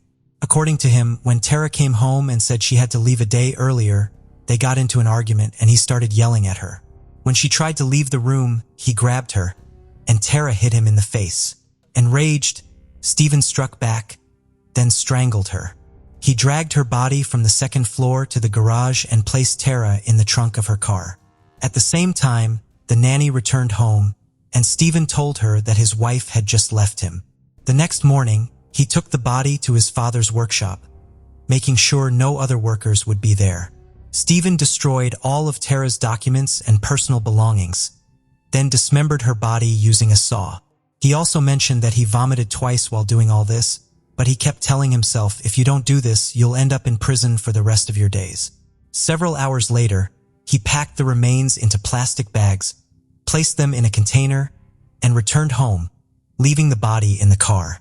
For a few days, he'd been thinking how to dispose of the remains while creating an alibi for himself. He repeatedly called Tara and left messages on her voicemail, begging her to come home. One day, he took his children's snow sled and went to the park where the bags with the remains would later be found. There, he placed the container on the sled to take it away from the crowded areas and started pulling it up a hill. At some point, the rope slipped from his hands and the sled rolled down. The container overturned and the bags with the remains spilled out. Stephen picked them up, put the container back on the sled, and after a while buried the bags under the snow in remote areas before returning home. Several days later, when the police began searching for Tara, detectives announced they were starting a search operation in park. Stephen panicked. He remembered that one of the bags, the largest one, was hidden quite poorly, so he feared it would be found pretty quick. So he walked to the park, took a few bags, slung them over his shoulder, and carried it to his father's workshop, leaving it right on the roof. The day before his interview, he took the container from home, went to the workshop, retrieved the bags, and brought them back to his garage. To his surprise, the next day, the police obtained a search warrant for the house, where they found these bags in the container. After that, Stephen confessed that when his guilt became apparent, he had not planned to surrender alive. However, he couldn't carry out his plan and survived despite almost freezing to death. Throughout the conversation with the police, Stephen showed no signs of remorse. On the contrary, he often smiled and joked, even when describing how he disposed of the body. While Stephen awaited trial in prison, his children continued living with his sister. However, Tara's family wasn't happy with this arrangement. Stephen's sister continued to communicate with him, feeling sorry for him, and even joked about Tara's murder. Eventually, Tara's relatives succeeded in having the children stay with Tara's sister, but Stephen's family still had the right to see them. The trial began in November 2007, and Stephen didn't deny his guilt.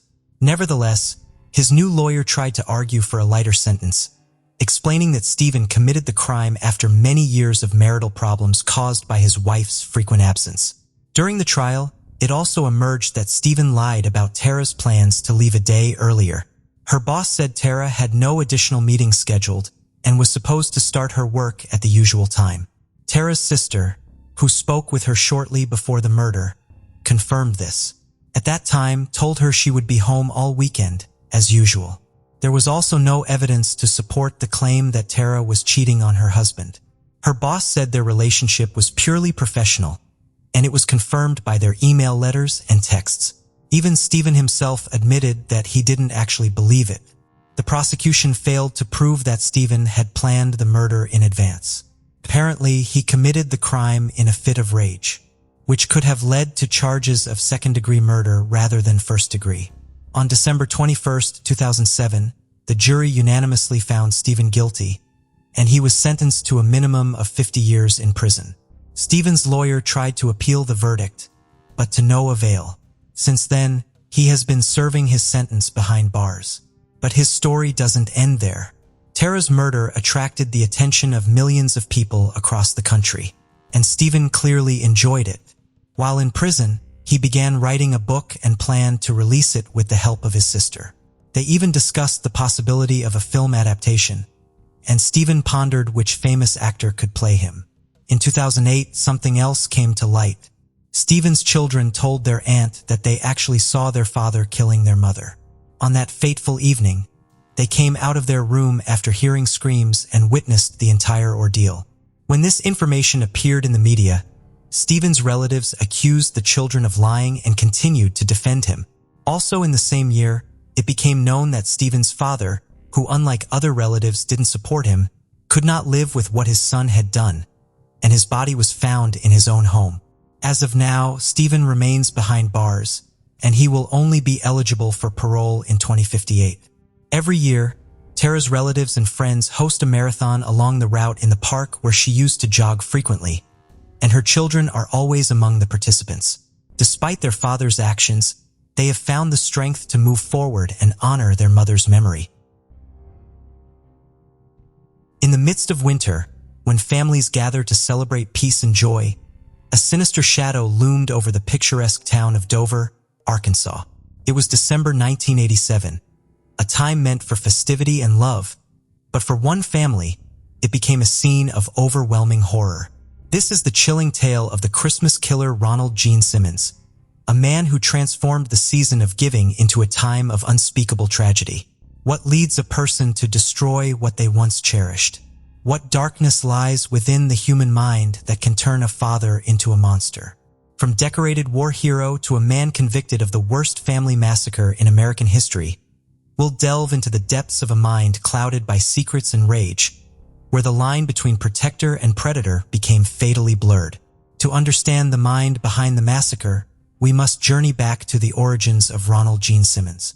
His story begins not with violence, but with a seemingly ordinary life marked by service and family. Ronald Gene Simmons was born on July 15, 1940 in Chicago, Illinois. His father died of a stroke when Ronald was 3. His mother got married again in less than a year to a civil engineer for the U.S. Army Corps of Engineers, who was transferred to Arkansas. Little is known about Simmons's early childhood, but it was a life that took a turn towards discipline and commitment when Ronald dropped out of school and enlisted in the United States Navy in 1957 and later the U.S. Air Force. Simmons served with distinction. Over a 22-year career, he received several commendations, including the Bronze Star Medal, the Republic of Vietnam Gallantry Cross, and the Air Force Ribbon for excellent marksmanship. But behind the facade of a decorated military man, there were undercurrents of turmoil. Simmons married Rebecca Ulibarri in 1960 in New Mexico, and together they had 7 children. However, the veneer of a normal family life was shattered in 1981 when allegations emerged that Simmons had been assaulting his 15-year-old daughter, Sheila, and had fathered a child with her. Fearing prosecution, Simmons uprooted his family, moving them from New Mexico to a desolate 13-acre tract of land in Pope County, 6.5 miles north of Dover, Arkansas, known as Mockingbird Hill. This property, isolated and ringed with a makeshift fence up to 10 feet tall, became a fortress of sorts, a place where Simmons could exert total control. The residents didn't have a phone or indoor plumbing. But what was it that drove a man of discipline and service to the edge of such darkness? Was it the fear of losing control over his family, the desperation to conceal his illicit acts, or something deeper, a more sinister aspect of his psyche yet to be revealed? The facade of the family man began to crumble, revealing a tyrannical figure ruling his household with an iron fist. The family, once a symbol of joy and unity, became prisoners in their own home. This descent into tyranny was but a prelude to the horror that would unfold, unraveling the chilling transformation of Ronald Gene Simmons from a respected military man to one of the most notorious mass murderers in American history. In November 1979, Simmons retired from the Air Force and military service. He did some low-paying jobs in the nearby town of Russellville, Arkansas. He worked as an accounts receivable clerk at Woodline Motor Freight, but had to resign after multiple reports of inappropriate sexual advances. He worked for about a year and a half at a Sinclair Mini Mart, but had to quit on December 18, 1987 because of low wages.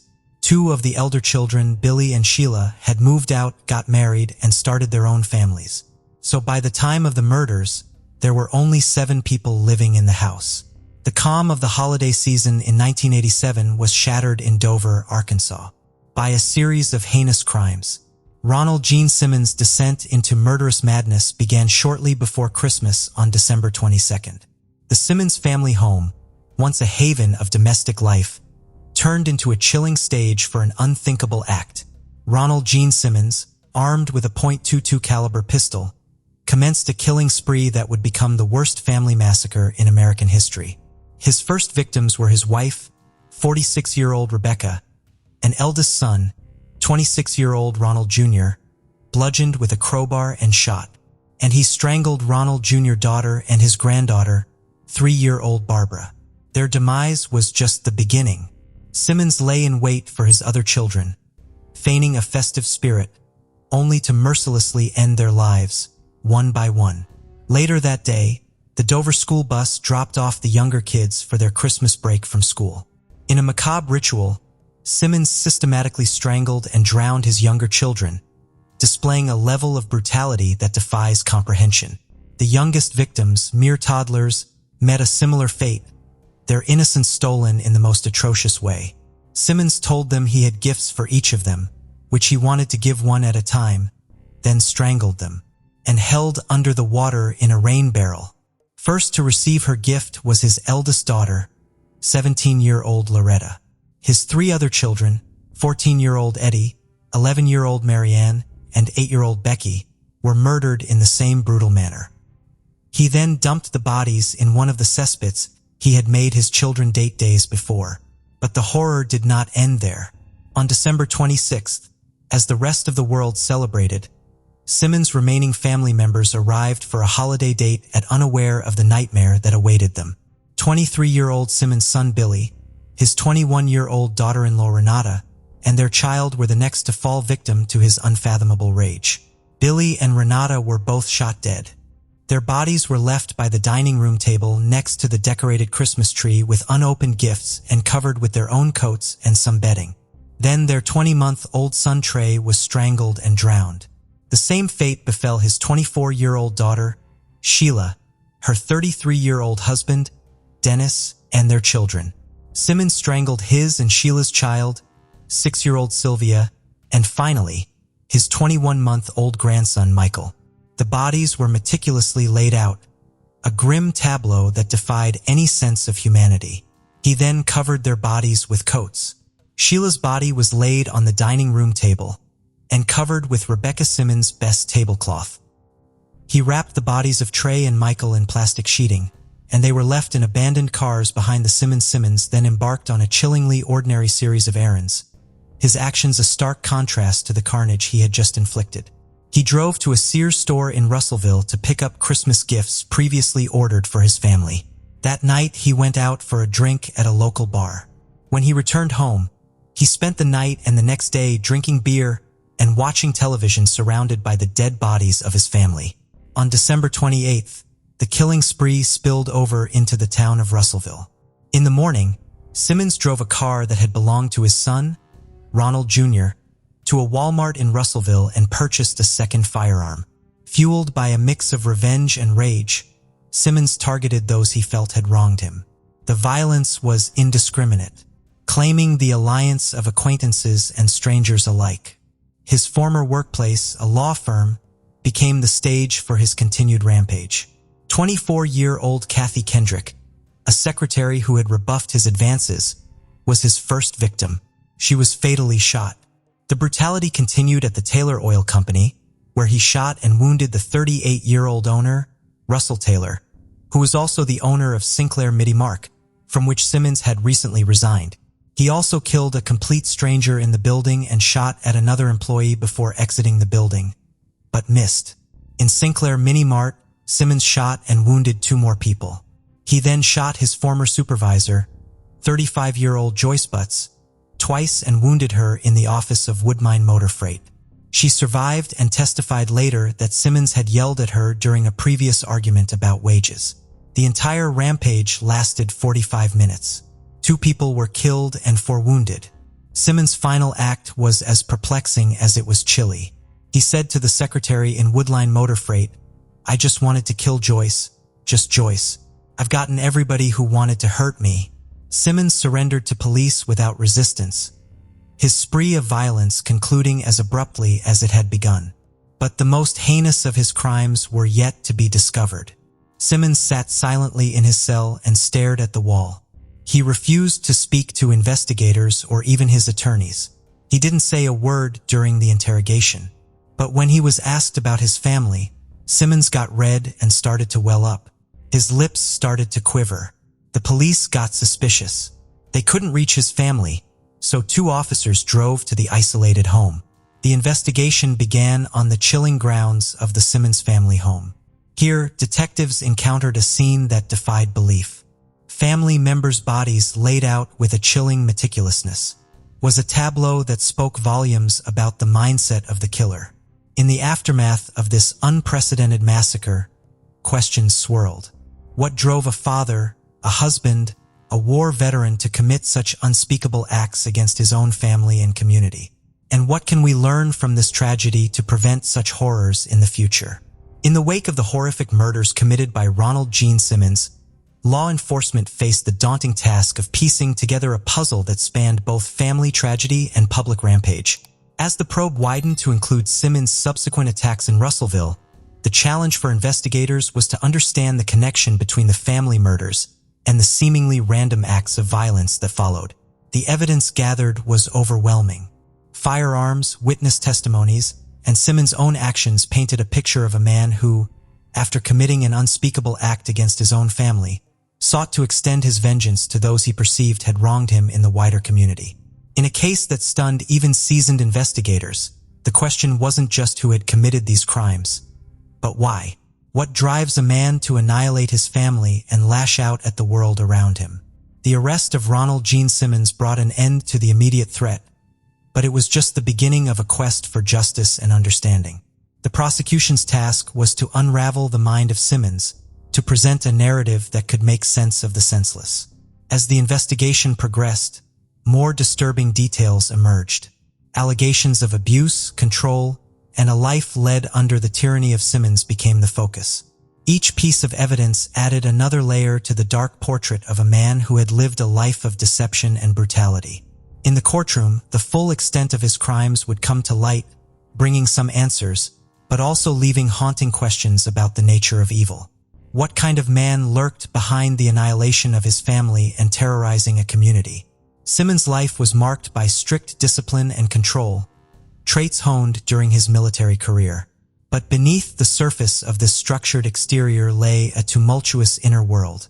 Allegations of sexual assault within his family suggest deep-seated pathological behavior. Experts in criminal psychology often point to a history of abuse, either experienced or perpetrated, as a significant factor in the development of violent behavior.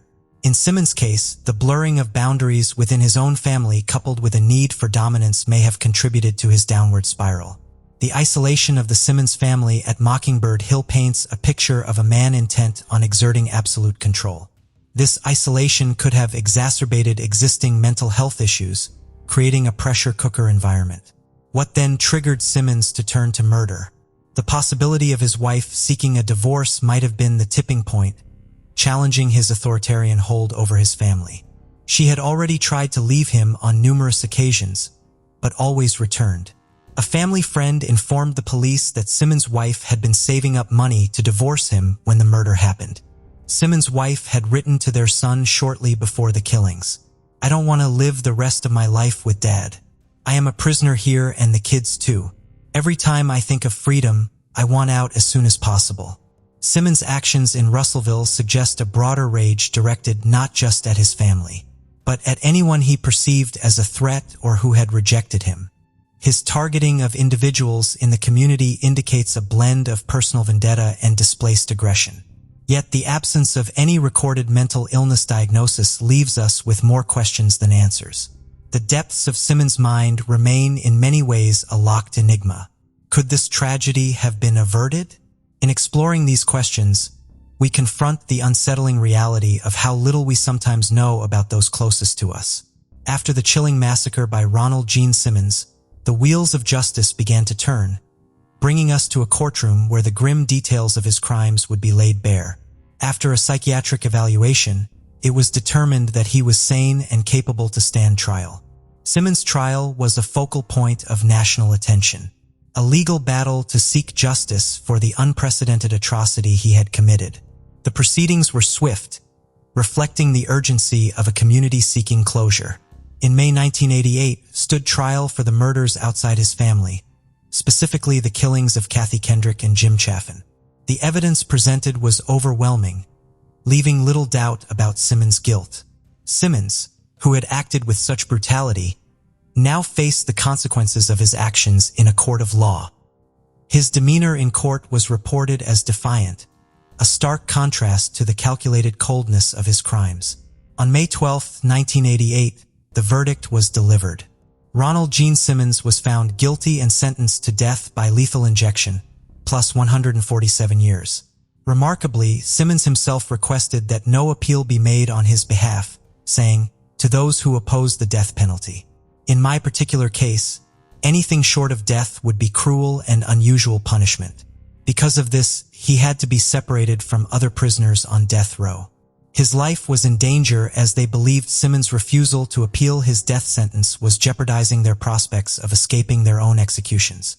The second trial for the murders of his 14 family members began in February 1989. Here, the prosecution delved into the harrowing details of the family massacre, painting a picture of a man driven by control and rage. During the trial, a shocking moment unfolded. Lashed out in court, punching the prosecutor and attempting to seize a deputy's gun, an act that only outed to his infamy. This happened after Simmons' letter to his daughter Sheila was introduced, in which Simmons said, "You have destroyed me, and you have destroyed my trust in you.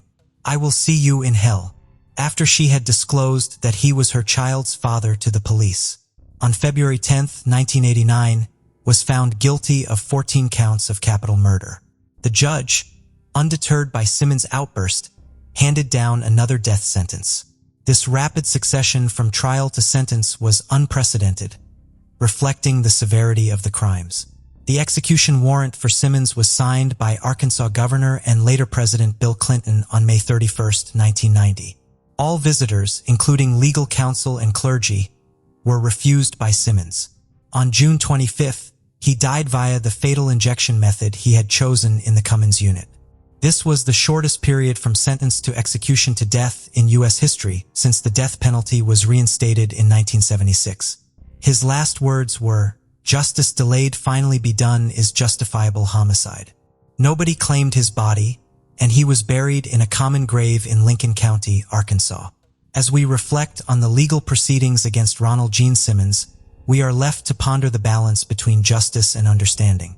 The case of Ronald Gene Simmons is a stark reminder of the potential for hidden dangers within our own homes, and it's crucial to recognize early warning signs. FBI profilers and psychologists suggest vigilance for certain behaviors, patterns of control, isolation, and abuse within a family. These can often be precursors to more violent actions. In cases like Simmons, where the perpetrator isolates the family, the intervention of external agencies becomes critical. Neighbors, friends, and relatives meet to be attentive and proactive in reporting any suspicions. But perhaps the most profound lesson lies in understanding the human psyche. Simmons' case demonstrates the complex interplay of psychological factors that can lead to such extreme behavior. What led Ronald Gene Simmons to commit such heinous acts? The answer lies in a complex web of control, abuse, and psychological instability. His desire for dominance, coupled with deep-seated issues likely stemming from his abusive behavior within the family, set the stage for tragedy. Simmons' military discipline juxtaposed with his chaotic personal life created a volatile mix. The isolation and control he exerted over his family only fueled his capacity for violence. And when his authority was threatened, possibly by a looming divorce, it may have been the catalyst for the massacre. John Harris, one of Simmons' defense attorneys, said of his abused family, "I think he felt like they are going to take him out. He's going to take them out first." I think that was his mindset. Could anything have been done to prevent the carnage? In hindsight, the warning signs were there: isolation, abuse, and a man teetering on the edge. Timely intervention could perhaps have altered this tragic course. Simmons' story is a grim reminder that behind closed doors, within seemingly normal families, the seeds of tragedy can grow unnoticed. People feared him even back then in New Mexico. They said he was strange, unfriendly, antisocial. He didn't have much to say. A friend of his daughter's said he had a beer in his hand all the time. He had one little room he would stay in all the time. It was dark and seemed spooky, and it stunk. Attorney John Harris also said that there was more than one person to blame. If authorities had successfully arrested him back in 1981 on the basis of his daughter's sexual assault, the murders likely wouldn't have happened. However, prosecutors at the time said they had dropped the charges at the family's request. Ronald Gene Simmons' Christmas week killing spree is the worst mass murder committed by a single person in Arkansas history. What were the underlying reasons that made Simmons annihilate his whole family that once formed the core of his identity? Karen Snyder was born on July 29, 1948 in the small American town of Cedar Lake, Indiana. She grew up in a very large family with 2 brothers and 3 sisters. In high school, Karen met a boy named Paul, and they decided to get married when she was just 17. Shortly after, Karen became pregnant, and in 1966, their daughter Paula was born. Even though Karen was only 18 at the time, she and her husband were ready and happy to start their own family. They moved to a town called Calumet, Illinois, where Paul's parents lived. The family settled on the same street as his parents, just a few houses away, allowing them to see Paul every day and spend a lot of time with their granddaughter. Calumet, with a population of about 25,000 residents, was located not far from Chicago and considered a very safe place to live. Karen spent most of her time taking care of their child, while Paul got a job at the local railroad. On November 12, 1966, Paul went to his night shift around 2 p.m. A few hours later, he tried to call Karen, but she didn't answer. This was unusual because she was supposed to be at home and couldn't have left their 2-month-old daughter alone. Concerned, he called his parents, who lived just a few houses away, and asked them to check on Karen. They walked down the street and knocked on the door, but there was no response. His parents didn't have a spare key, so they continued knocking for a few minutes and then went back home to call their son. Paul became even more worried and decided to leave work early to check if everything was all right. As he approached the house, his concern grew even more. The porch light was off and the blinds were tightly closed. This was unusual because Karen always left the porch light on for him when he worked the night shift. Paul tried to open the door with his key and realized it was unlocked. He entered the living room and was relieved to find his 2-month-old daughter sleeping in a playpen near the working TV. However, Karen was nowhere to be seen, so he began calling out her name while checking each room. As Paul decided to go upstairs, he tried to turn on the staircase light, but the switch didn't work. He made his way to the bedroom and turned on a lamp, revealing a horrifying scene. The room was in disarray, and there was blood everywhere. On the floor lay Karen, showing no signs of life, and Paul immediately realized she was dead. Recovering from the shock, Paul went downstairs, called the police, and took his daughter outside. While he was waiting for the police and ambulance, his parents came out to the street and saw him crying and pleading for help. Paul's mother grabbed the flashlight and rushed into the house, hoping to help Karen. But as soon as she saw Karen's blood-covered body, she knew it was too late to save her. Soon after, the medics and police arrived. The doctors could only confirm Karen's death, and the investigators began examining the crime scene. From the back door lock, they found shallow scratches indicating an attempted break-in. However, the door was still locked, suggesting the intruder initially tried to enter this way but failed. Next, they discovered a broken basement window with a trail of blood leading from it to the front door.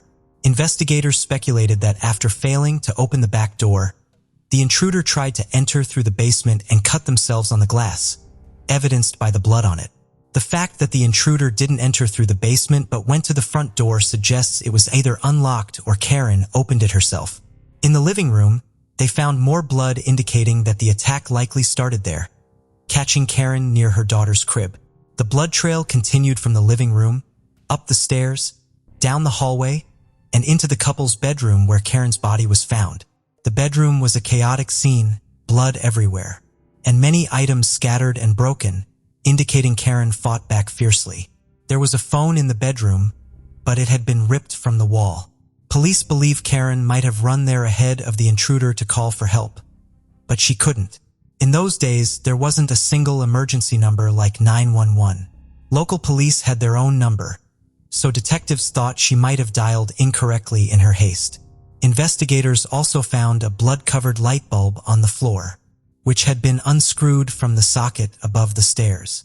It seemed the intruder did this, though the reason was unclear. Perhaps he unscrewed it while following Karen upstairs, giving her a brief moment to try calling the police. In the downstairs bathroom, police discovered a pile of bloodied clothes and various items. Among them were a pair of pants, a bedsheet, and a washcloth.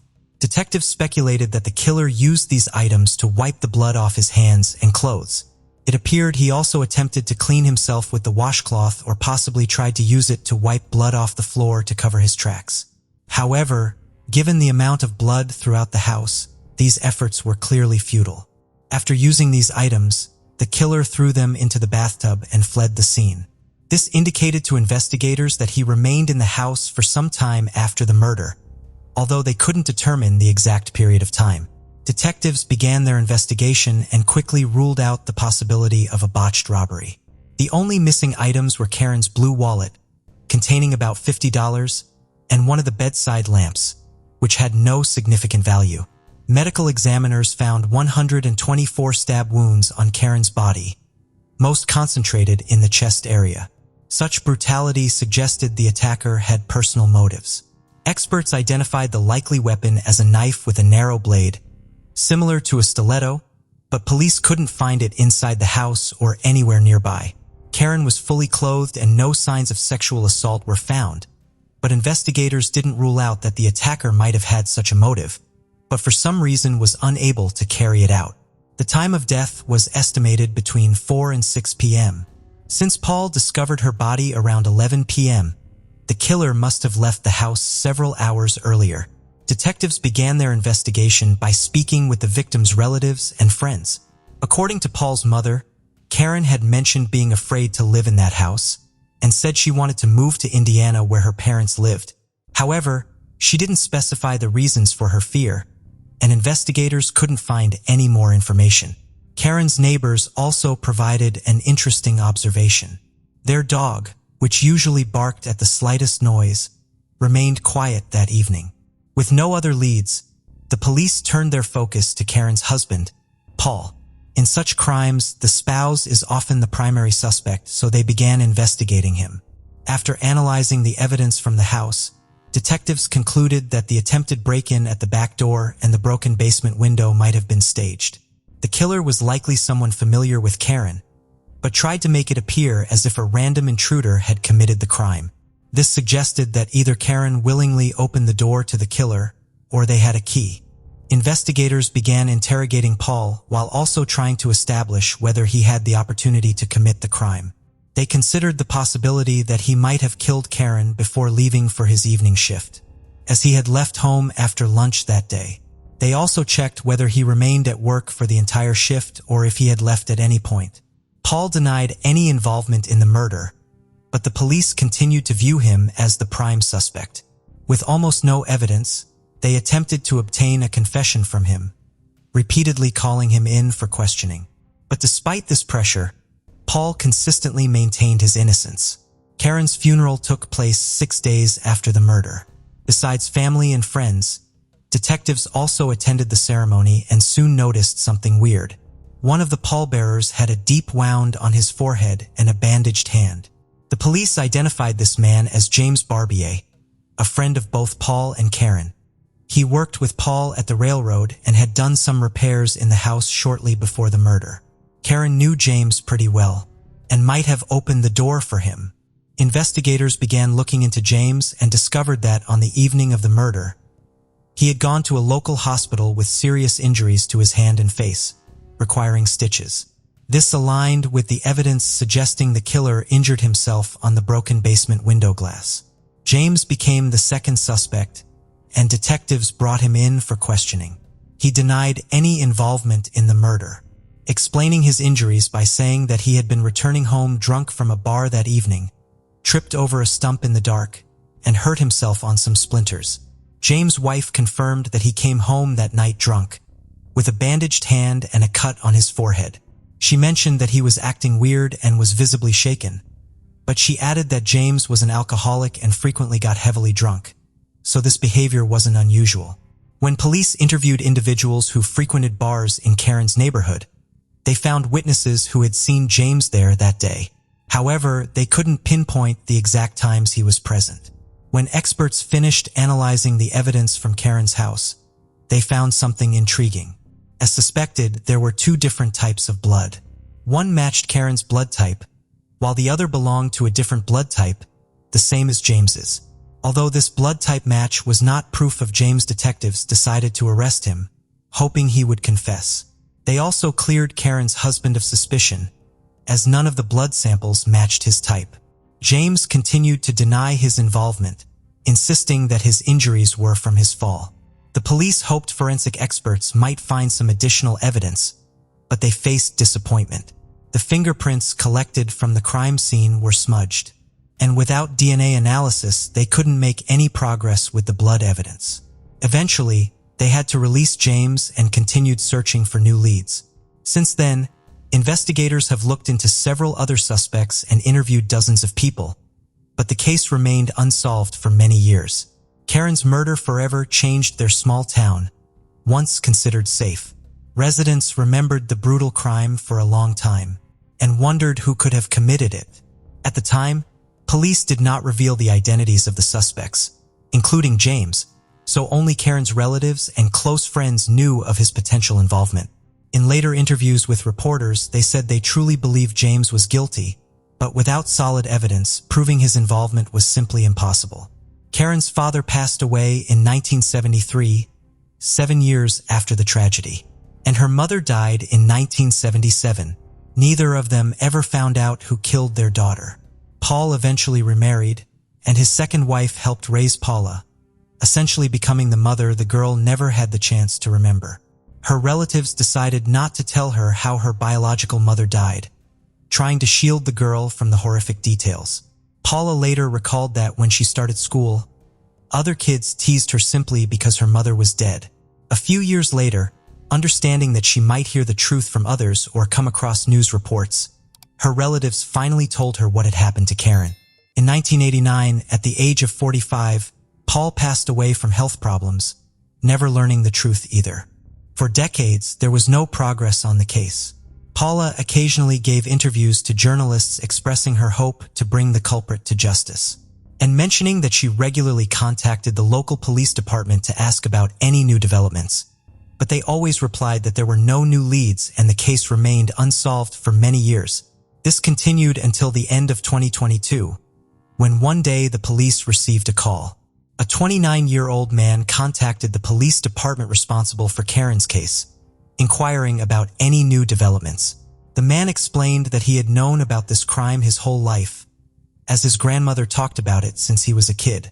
It turned out they were distant relatives of Karen's family, and the man was curious whether the police had made any progress in solving the mystery. He said that he had been reading newspaper clippings about the case at work and wondered if there were any modern technologies that could help solve it. And this prompted him to reach out to the police. To his surprise, the police department decided to reopen the investigation following his call. Naturally, none of the original detectives were still around, so a new team began reviewing all the available materials from scratch. They discovered that almost all the evidence except the blood samples collected from the floor had not only been preserved, but was also well maintained over the past 56 years. This included Karen's clothing and various items from her home. The detectives sent all the remaining evidence to the lab, where experts began examining each item with modern tools. Meanwhile, the police re-interviewed everyone connected to the case who was still alive. 16 months after the investigation was reopened, detectives received a long-awaited call from the lab. Experts had found several drops of blood on Karen's dress and extracted a DNA profile of an unknown male. The police immediately obtained a warrant from a judge to collect a genetic sample from the main suspect, James, who was still alive. They quickly got his sample, sent it to the lab, and soon received confirmation. James' DNA matched the blood found on Karen's dress. This confirmed that James, who was just 21 years old at the time of Karen's death, had been in her home the day she was murdered, and had initially lied about how he got his injuries. On April 29, 2024, the police returned to James' home, and the 79-year-old man was finally arrested for murder. Upon being informed of the DNA match, James did not deny anything and confessed to the crime. While the police have not yet disclosed all details of his interrogation due to the ongoing legal proceedings, James admitted that he had known his entire life that he would eventually be caught. James has been charged with first-degree murder and was released on bail due to his age and severe health conditions. Given James' state, the risk of him fleeing was considered nearly non-existent. However, Karen's relatives were upset because they had already suffered enough seeing the killer live freely for over 50 years. As for the motive, it remains unknown. The first hearing took place at the end of May, and more details are expected to be revealed only after the trial. According to the main theory reported by journalists, James had feelings for Karen and was jealous of her husband since she married him. Additionally, James was indeed heavily intoxicated that evening, which may have driven him to commit the crime. Karen's relatives expressed their gratitude to the detectives for finally bringing James to justice. However, given his health issues, even if James lives to see prison, he is unlikely to spend much time there.